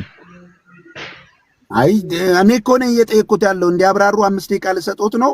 5 ደቂቃው የኔ እኮ አሁን ዳኒ ተጠቀመ፣ እኔ መጠቀም የለብኝም? ቆይ ተቋቁ 5 ደቂቃዬን ከለከልከኝ። ማን ወይ ለቅሶ ያልደረሱ ሰዎች አሉ። ካልቪን ማንን የገደለው? እሺ ማንን የገደለው? ካልቪን እሱን ጠይቀውልኝ። ካልቪን የገደለው ማንን ነው? የአንድ አምላክ ሰባኪ፣ የኢየሱስ ስም ጥምቀት ሰባኪ፣ እምነት የጠፋው በኒቂያ ነው፣ ቀድሞ በባለ 50 የተመሰረተ እምነት አለ ብሎ ለቅሶ ያልደረሱ ሰዎች ስላሉ ማስረጃ ሳይ እኮ መረጃውን እየሰጠው እኮ ነው። ይኸውልህ ስፔናዊ ነው፣ ስፔናዊ ነው። ሰርቨንት ይባላል፣ ሰርቨንት ሚካኤል ይባላል። ግለጡና ማስረጃውን አንብቡልን። አንዱ ከኢትዮጵያ ውጭ አሁን አልያዝኩም። መጽሐፉን አምጥቼ ያሳያለሁ። እንደናንተ አልተዘጋጁም። ወይም ደግሞ አንብቡት እንትን ላይ የእናንተ ቤተ እምነት መቼ ተቋቋመሽ? የእናንተ ቤተ እምነት በ15ኛው ክፍለ ዘመን ነበር? በ16ኛው? በጣም ጥሩ ጥያቄ። አንተን እንደውም ጥሩ ጠያቂ። እሱን ለመመለስ 5 ደቂቃ ይስጡኛ መጀመሪያ። ችግር የለውም እንሰጡታለን። አያይዘው አንዳንድ ምዕመናንም ለቅሶ የሚያደርሱ ስላሉ 5 ደቂቃ እንኳን አሁን ጠያቂዎች እናንተ ናችሁ። እኔ አልጠየቅኩም እስካሁን። እንደዚህ እናድርግ በቃ። ቄስ ምንም ሊመልሱልን የሚችል አይደለም በዚህ አቅጣጫ። ምንም ታሪክም ከመጽሐፍ ቅዱስ ጋር መጽሐፍ ቅዱስንም አያውቁትም። ማቴዎስ ወንጌል ብሎ ይጻፋል። በጣም አመሰግናለሁ። ግን ዛሬ ጥሩ እንደ 5 ደቂቃም ይቅር፣ ግን ላመሰግን እፈልጋለሁ። ዛሬ ተረጋግተህ ተራ በተራ እየሰጠኝ በሰላም ውይይቱን ስለጨረስን በጣም አመሰግናለሁ። እግዚአብሔር ይባርክ ለማለት ፈልጋለሁ። ችግር የለም። እኔም አመሰግናለሁ። በጣም ማመሰግኖት ምንድነው ሌላ ቀን ስገባም እንደዚህ አስተናግድ፣ ሌሎችም ይገቡልኛል። ሁሉንም አታድርግ። እኔ ሁሉንም አስተናግዳለሁ። እኔ የማመሰግኖት ዛሬ የመጨረሻ ግቤን ስለመቱልኝ መጥተው ዳኒን እግዚአብሔር ይባርከው። ምንድነው ያ ግብ? እኔ የምፈልገው አንድ ነገር ነበር። ሚሽኔ ምንድነው? ኦንሊ ጂሰስ ከሙስሊምም በባሰ ኢየሱስ ክርስቶስን አምላክ አይለውም ስል ብዙ ሰው አያምንም። አይ አንተ እኮ አምላክ ነው ስትል ዝቅ ያለ አምላክ ያለው አምላክ የሚሞት አምላክ አደረገው። እኛ የምንለው እርሱ የማይሞት አምላክ ነው። እርሱ አመስግነው ደግሞ ወደ ሌላ እንዳይገቡ ይብቃዎት እንዳይስቱ። ጋይስ በጣም ትልቅ ግብ እንደ ዛሬ ተሳክቶልኝ አያውቅም። በጣም ብዙዎቻችሁ አታምኑኝማ። ኢየሱስ አምላክ አይደለም ብለው ነው የሚከራከሩት። ሙስሊም ለምሳሌ ከክርስትና ጋር ክርክሩ ምንድን ነው? ኢየሱስ አምላክ አይደለም ነው አይደለ? አምላክ አይደለም ኢየሱስ የእግዚአብሔር ልጅም አይደለም። አላህ አይወልድም አይዋለድም ነው የሙስሊሞቹ የሚለየው። እነዚህስ ልጅ ነው ግን ስጋና አጥንት ብቻ ነው፣ አምላክ አይደለም። አምላክ የሚሉትን ቃላቶች እንትን ብለው ሸምጥጠው ክደው ከዛም ደግሞ በክርክር ውስጥ ወጥረው የሚከራከሩ ምን ብለው ነው? ልጅ ሰሶች ወልድ አምላክ አይደለም። ኢየሱስ የሚለው ስም የአብ እንዳይደለ ሁላችሁ መጽሐፍ ቅዱስ አንባቢዎች ማየት ትችላላችሁ። እነሆ ትጸንሻለሽ፣ ወንድ ልጅ ትወልጃለሽ፣ ስሙን ኢየሱስ ትይዋለሽ ስለተባለ የጸነሰችው ከመንፈስ ቅዱስ ነው። ወንድ ልጅ ትወልዳለች፣ የሚወለደው ልጅ ሕዝቡን ከኃጢአት ያድናልና ስሙን ኢየሱስ ትለዋለ። ኢየሱስ የሚለው ስም የልጁ እንጂ የአባት ስም አይደለም፣ የትም ቦታ ላይ ማለት። ኢየሱስም መለሰ አባቱ ያለ፣ ኢየሱስም መልሶ ለአባቱ እንዲህ ያለ ነው የሚለው እንጂ የትም ቦታ ላይ አብ ኢየሱስ አልተባለም። ስለዚህ ኢየሱስ የሚለው ስም የተሰጠው ገና በማፀን እንዳለ ስሙ ኢየሱስ እንደተባለ ይላል። በማፀን እያለ በመልአኩ ስሙ ኢየሱስ እንደተባለ ስሙንም ኢየሱስ አሉት ይላል። ከመሆን አያችሁ፣ በማፀን እያለ ስሙ ኢየሱስ ተባለ። ማ ልጁ አብ ተጸንሷል ብሎ አያምኑም። አብ ተወለደ ከማርያም ብሎ አያምኑም። የተወለደው ሰውነት ነው ብሎ ነው የሚያምኑት። እኛ ግን የእግዚአብሔር ልጅ ቅድም ዳኒ በደንብ አስረድቷል። ምንድነው እሱ? ከፍጥረት በኩር ነው። ኦኬ፣ ከፍጥረት ሁሉ በፊት የነበረ ልጅ ነው፣ የአብ ልጅ። ስለዚህ ልጁ ነው የመጣው። በስጋም የመጣው ክርስቶስ ነው እንጂ አብ በስጋ መጣ አይልም መጽሐፍ ቅዱስ። ክርስቶስ በስጋ መጣ ይላል። ክርስቶስ የተቀባ ነው። ኦኬ፣ ክርስቶስ በስጋ መጣ። የእግዚአብሔር ልጅ የዲያብሎስ ስራ ሊያፈርስ ተገለጠ ይላል። ስለዚህ እግዚአብሔር ልጅ ማን ትይዋለሽ ስሙን ተባለ። በማፀን እያለ ስሙን ኢየሱስ ትይዋለሽ። ለዮሴፍም በሕልሙ መልአኩ ስሙን ኢየሱስ ትለዋለ። የሚወለደው ልጅ የተባለው እንጂ አባት አይልም። ስለዚህ ኢየሱስ የሚለው የልጅ ስም ነው መጽሐፍ ቅዱስ ላይ። ኢየሱስ የሚለው የልጅ ስም እንደሆነ ታውቃለህ። ስለዚህ ኢየሱስ ምን አይደለም እያሉ ነው ልጅ ሰሶች? አምላክ አይደለም አበደን። እንዴት አምላክ ትሉታላችሁ ነው ክርክሩ። ከሞን ትልቅ ስኬት ያልኳችሁ ይህን ነው። ክርስቲያኖች፣ ጴንጤዎች፣ ኦርቶዶክሶች፣ ካቶሊኮች አስተውሉ በደንብ። ሁሌ የምጮህበት ምክንያት ይሄ ነው። ዛሬ እንደ ዛሬ እኔ በቃ ተረጋግቼ ጸጥ ብዬ ያወያየዋቸው ፕሪቭ እንዲሆን ነው። ይኸውላችሁ ማሳመን አይደለም ስራችን። እነሱን ስራችን ምንድን ነው ካላችሁ ለፕሮቴስታንቱ፣ ለኦርቶዶክሱ ክርስቲያን ለሆነው ለጥንታዊው ክርስትናን መጽሐፍ ቅዱስ ለሚያምኑቱና የመጽሐፍ ቅዱስ ባለቤት የሆኑቱ በደንብ እንዲያውቋቸው ነው። ኦንሊ ጂሰስ ክርስቶስ አምላክ አይደለም የሚል አስተምሮ ነው ያላቸው። ክርስቶስ አምላክ አይደለም። አንድ ልጠይቅህ ጥያቄ አለኝ። አንዴ ትጠይቀኛል? ልጨርስ፣ ሐሳቤን ልጨርስ። ሐሳቤን እኔ ግቤ በጣም ደስ ብሎኛል፣ ሞቆኛል፣ ሁሉ ላውልቀው። ጌታን ነው የምላችሁ። እንደ ዛሬ ዩቲዩብ ላይ ይጫናላ። አጋፔ አልነበርክም? እኔ አውርጄ ጭነዋል።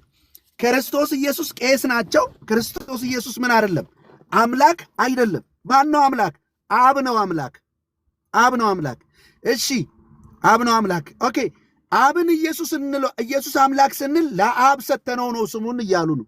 የቱ ጋ ነው ለአብ ስሙ ኢየሱስ የተባለው ሲባል በታሪክ ውስጥም የለም፣ በመጽሐፍ ቅዱስ ውስጥም የለም። ይሲ ገባችሁ? አሁን ይህን ለፕሮቴስታንት በሙሉ አሰራጩልኝ። ፕሮቴስታንቱ እነሱም አምላክ ይላሉ እኮ ኢየሱስን አምላክ ይላሉ እያለ የተሸወደ ህዝብ አለ። አሁን ኦርቶዶክሱም ራሱ እንደዛ የሚሸወድ ይኖራል።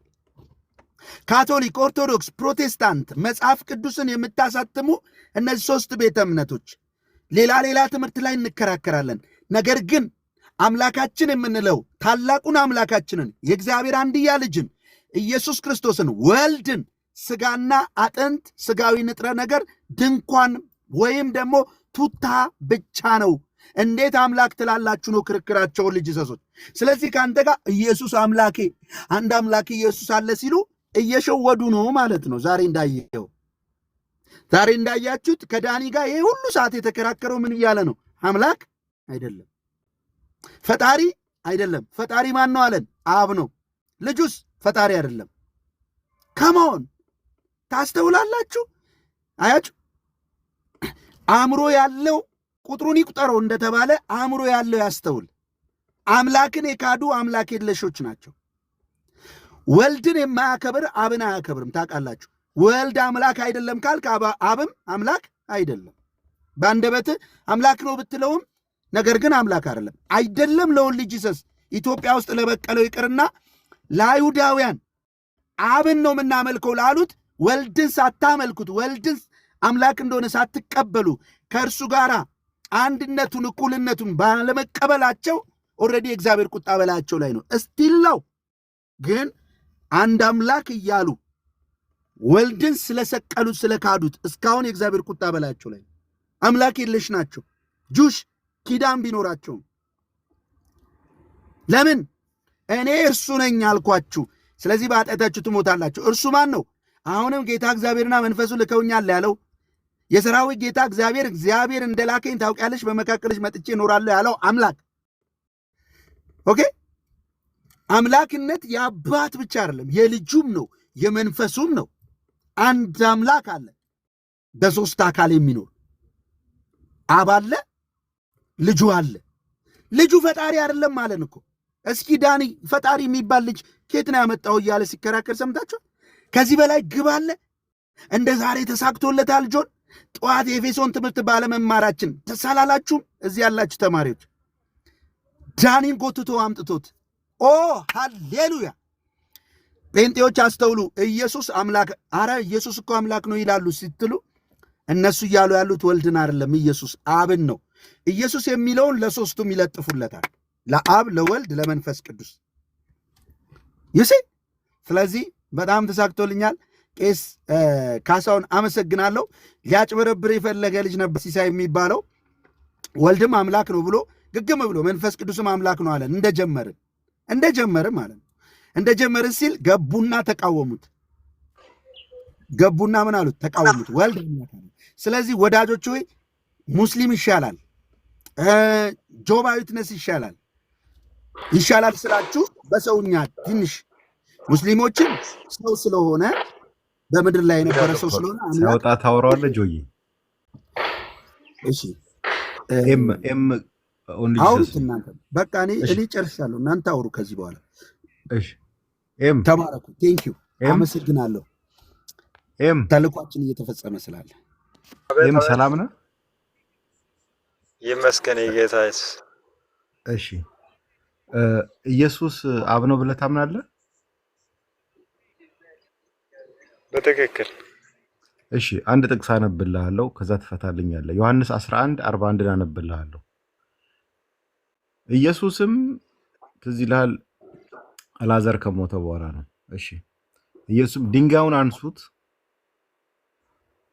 ድንጋዩንም አነሱት። ኢየሱስም አይኖቹን ወደ ላይ አንስቶ አባት ሆይ ስለሰማኸኝ አመሰግናለሁ አለ። ድንጋዩን አንሱት ያለው ማን ነው? ወደዛ ለመሄድ በፊት አንተ ኢየሱስ አምላክ ነው ወይስ ምን ነው ብለህ ነው አመንከው? አንተ ኢየሱስ የአብ ልጅ ነው እርሱ አምላክ ነው ብዬ አምናለሁ። አንተ ኢየሱስ የእግዚአብሔር ልጅ ነው ታምናለህ? ስንት አምላክ አለ? እሺ 5 ደቂቃ ይሰጣል፣ ትጠይቀኛለህ። አሁን መልስልኝ። ኢየሱስም አይኖቹን ወደ ላይ አንስቶ አባት ሆይ ስለሰማኸኝ አመሰግናለሁ አለ። ይሄ የሚጸልየው ኢየሱስ አብም ወልድም ነው። እሺ ስንት አምላክ አለ? ኢየሱስ አምላክ ሆነ። አሁን እኔ እየጠየቅኩ ነው። ከዛ አንተ መልሰህ ትጠይቀኛለህ። እሺ ኢየሱስም አይኖቹን ወደ ላይ አንስቶ አባት ሆይ ስለሰማኸኝ አመሰግናለሁ አለ። እዚህ ጋር እየጸለየ ያለው ኢየሱስ አብም ወልድም የሆነው ኢየሱስ ነው። እኮ የኔ ጥያቄ አልተመለሰኝም እኮ። ስንት እባክህን አምላክ አለን? ቆይ እሱ ከተሰማማን ያንተ እኔ ጥያቄን ተቀበል። ይኸውልህ ይሄ እሺ አንዱ አምላክ ማን ይባላል? ስሙን ንገረኝ። አንዱ አምላክ ማን ይባላል? አንዱ አምላክ እ የኔ ጥያቄ አንተ ስንት አምላክ አለ ብለን አመንከው ነው? እሺ አንተ አሁን እኔ ጠያቂ ነኝ፣ አንተ መላሽ ነህ። እየጠየቅኩ ነው፣ መልስልኝ። ገብተሃል? ለመወያየት መልስልኝ። አንዱ አምላክ ስሙ ማን ይባላል? አንዱ አምላክ ስሙ ኢየሱስ ይባላል። እሺ ይኸው አንዱ አምላክ ኢየሱስ ምን አለ? ኢየሱስም አይኖቹን ወደ ላይ አንስቶ አባት ሆይ ስለሰማኸኝ አመሰግናለሁ አለ። ኢየሱስ ማንን እያናገረ ነው? እሺ እሱ ተቀብያለሁ፣ መልሳለሁ፣ ችግር የለውም። መልስልኝ። ኢየሱስ ማንን እያናገረ ነው? ምርጫ ልስጥህ። እሺ ንጉሥ ሰለሞንን እያናገረ ነው? አብርሃምን እያናገረ ነው? ሙሴን እያናገረ ነው?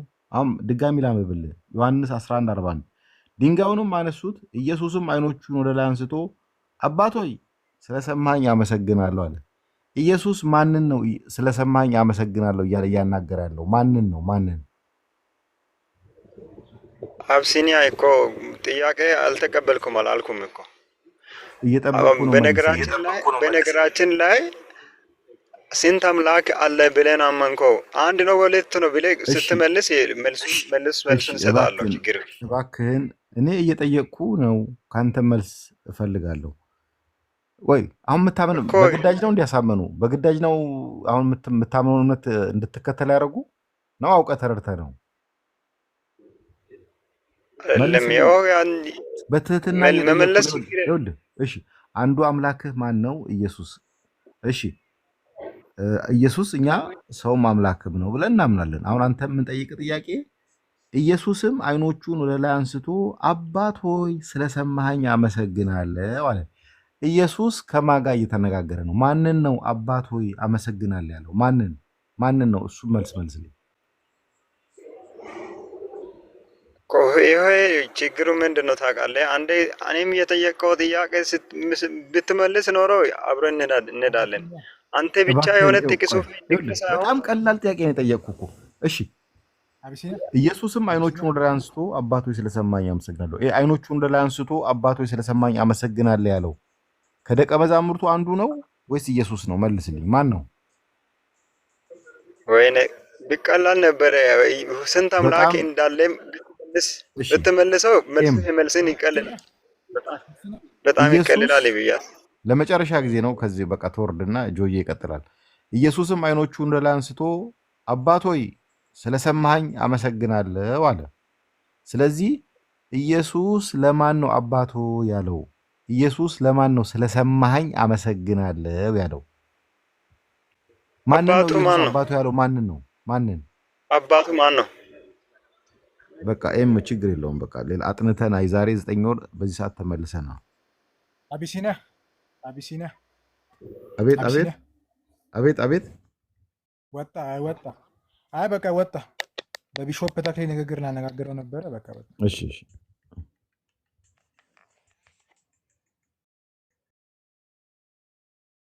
ጆዬ ወይስ ዳኒ? ከዚህ በኋላ እንደውም እንደ ቄስ ካሳሁን ረዥም ሰዓት እንደዚህ ሳይሆን በአንድ ጥቅስ ነው። በአንድ ጥቅስ ፈቃደኛ ሆኖ ንስሐ ገብተው ጌታ ኢየሱስ ክርስቶስን መቀበል ለሚፈልጉ ሰዎች በቅንነት መስክሩ።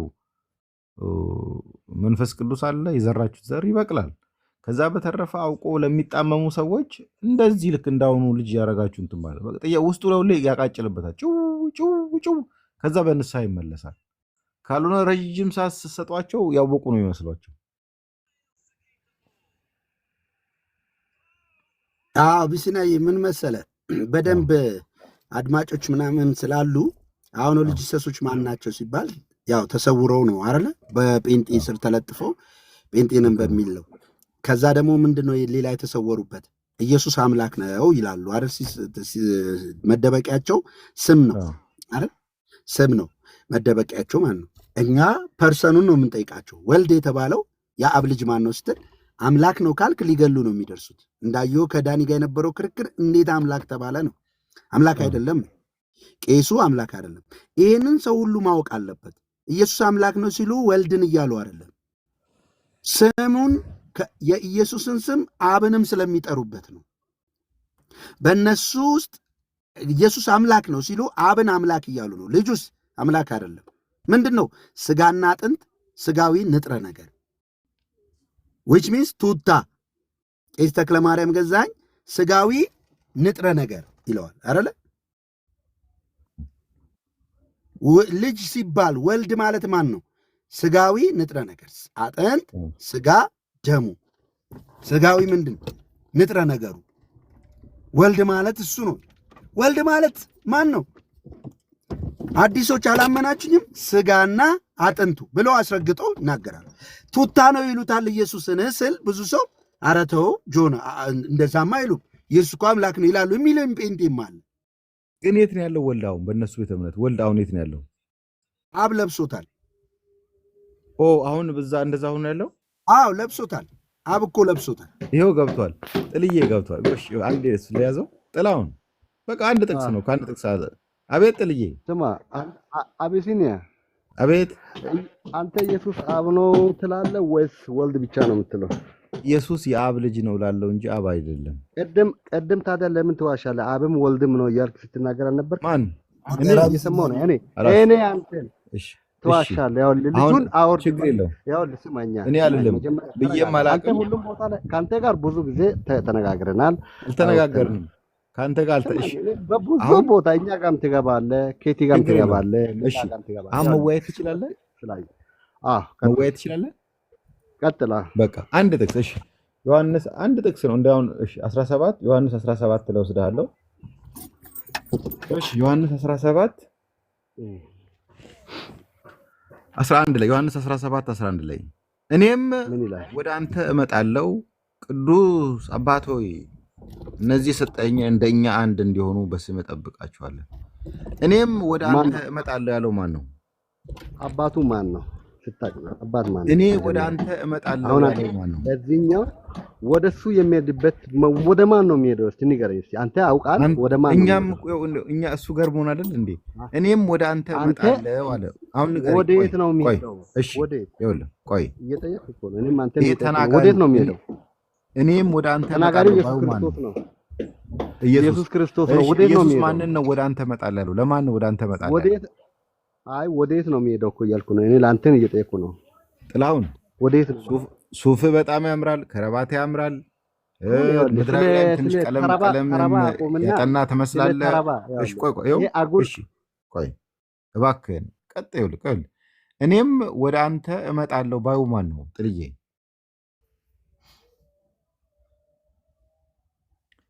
ጴጥሮስ ነው? ኒቆዲሞስ ነው? ስምዖን ነው? ማን ነው? እኔም ወደ አንተ እመጣለሁ ያለው ማን ነው?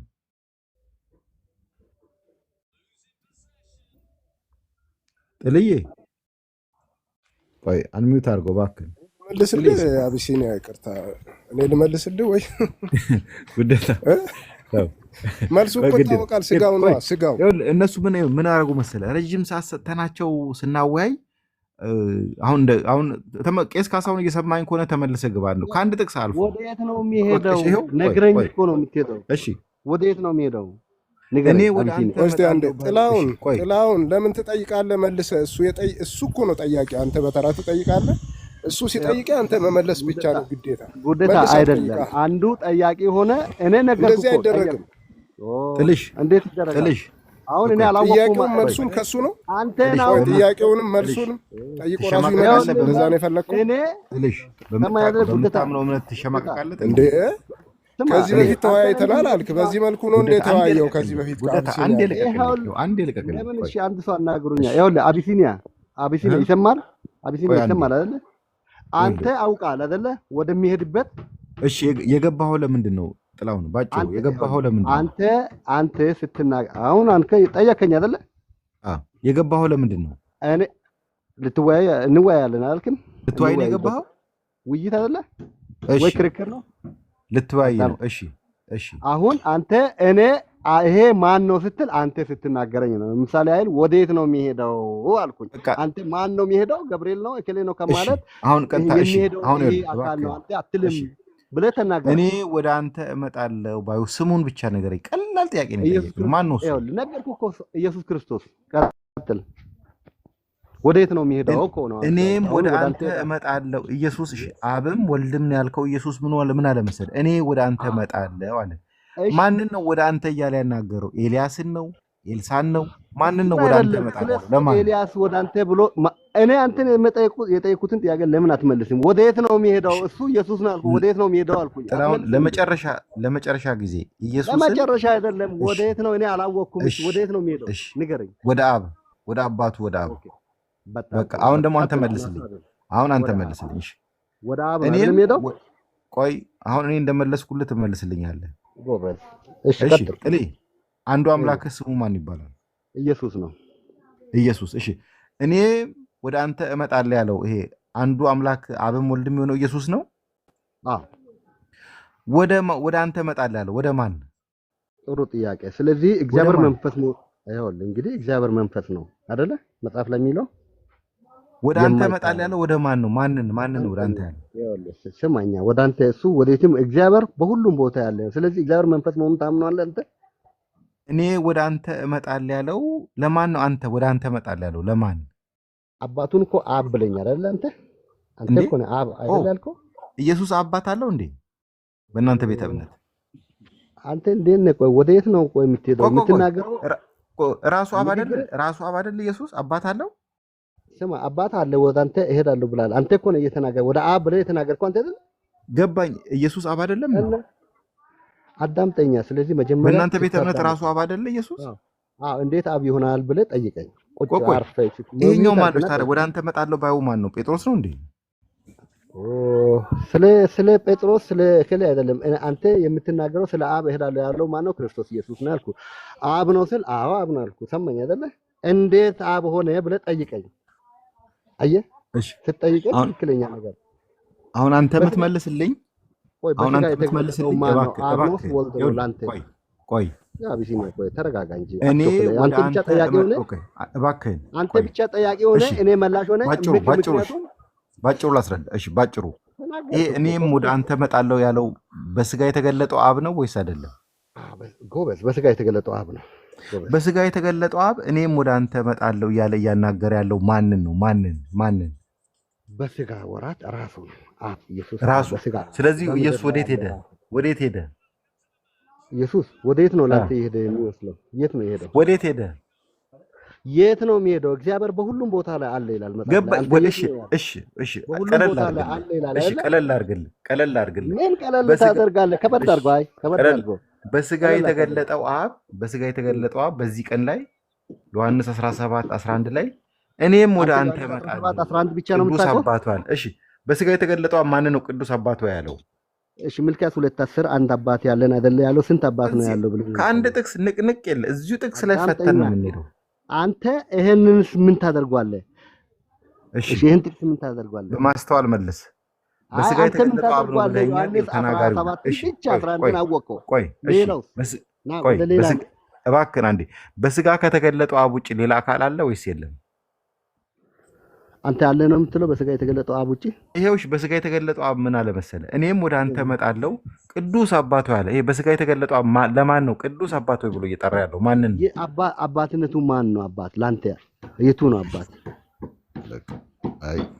ምን እንደዚህ ኢነርጂ አጨርሱ። በቃ ምንም የለም። ከአንድ ጥቅስ እኮ አልፉም። እዛው አንድ ጥቅስ ላይ ቆማችሁ ብቻ አውሯችሁ። ይኸው አብ በስጋ ተገልጦ አለ። እኔ ጥያቄ ልጠይቀው ከመለሰ ወሽ ወረደ እንዴ? አብሲኒያ። ስለዚህ አንተ እኮ እያገዝከው ነው በነገራችን ላይ። እንዳውም እኮ ወዴት ነው የሚሄደው እያልክ ነበረ፣ መንገዱን ሁሉ እያሳየ ዳኒ ስለሚያስተምራቸው እንደዚህ እየታገሱ ራሱ ዳኒ ትሁት ሆኖ በጣም በቅንነት ስለሚመልስላቸው ጥቅስ እነሱ የከፈቱ ጥቅሱ ብሎ ይሄድላቸዋል። እሺ ብሎ አሁን ለዛ ነው እኮ ዳንዬ። እስቲ እንትናን አናግረው። ማን ነው ይሄ ክራይስት ጂሰስ የሚለው? ክራይስት ጂሰስ እንትናን ፎቶ ያደረገው ክራይስት ጂሰስ አለ። ክራይስት ጂሰስ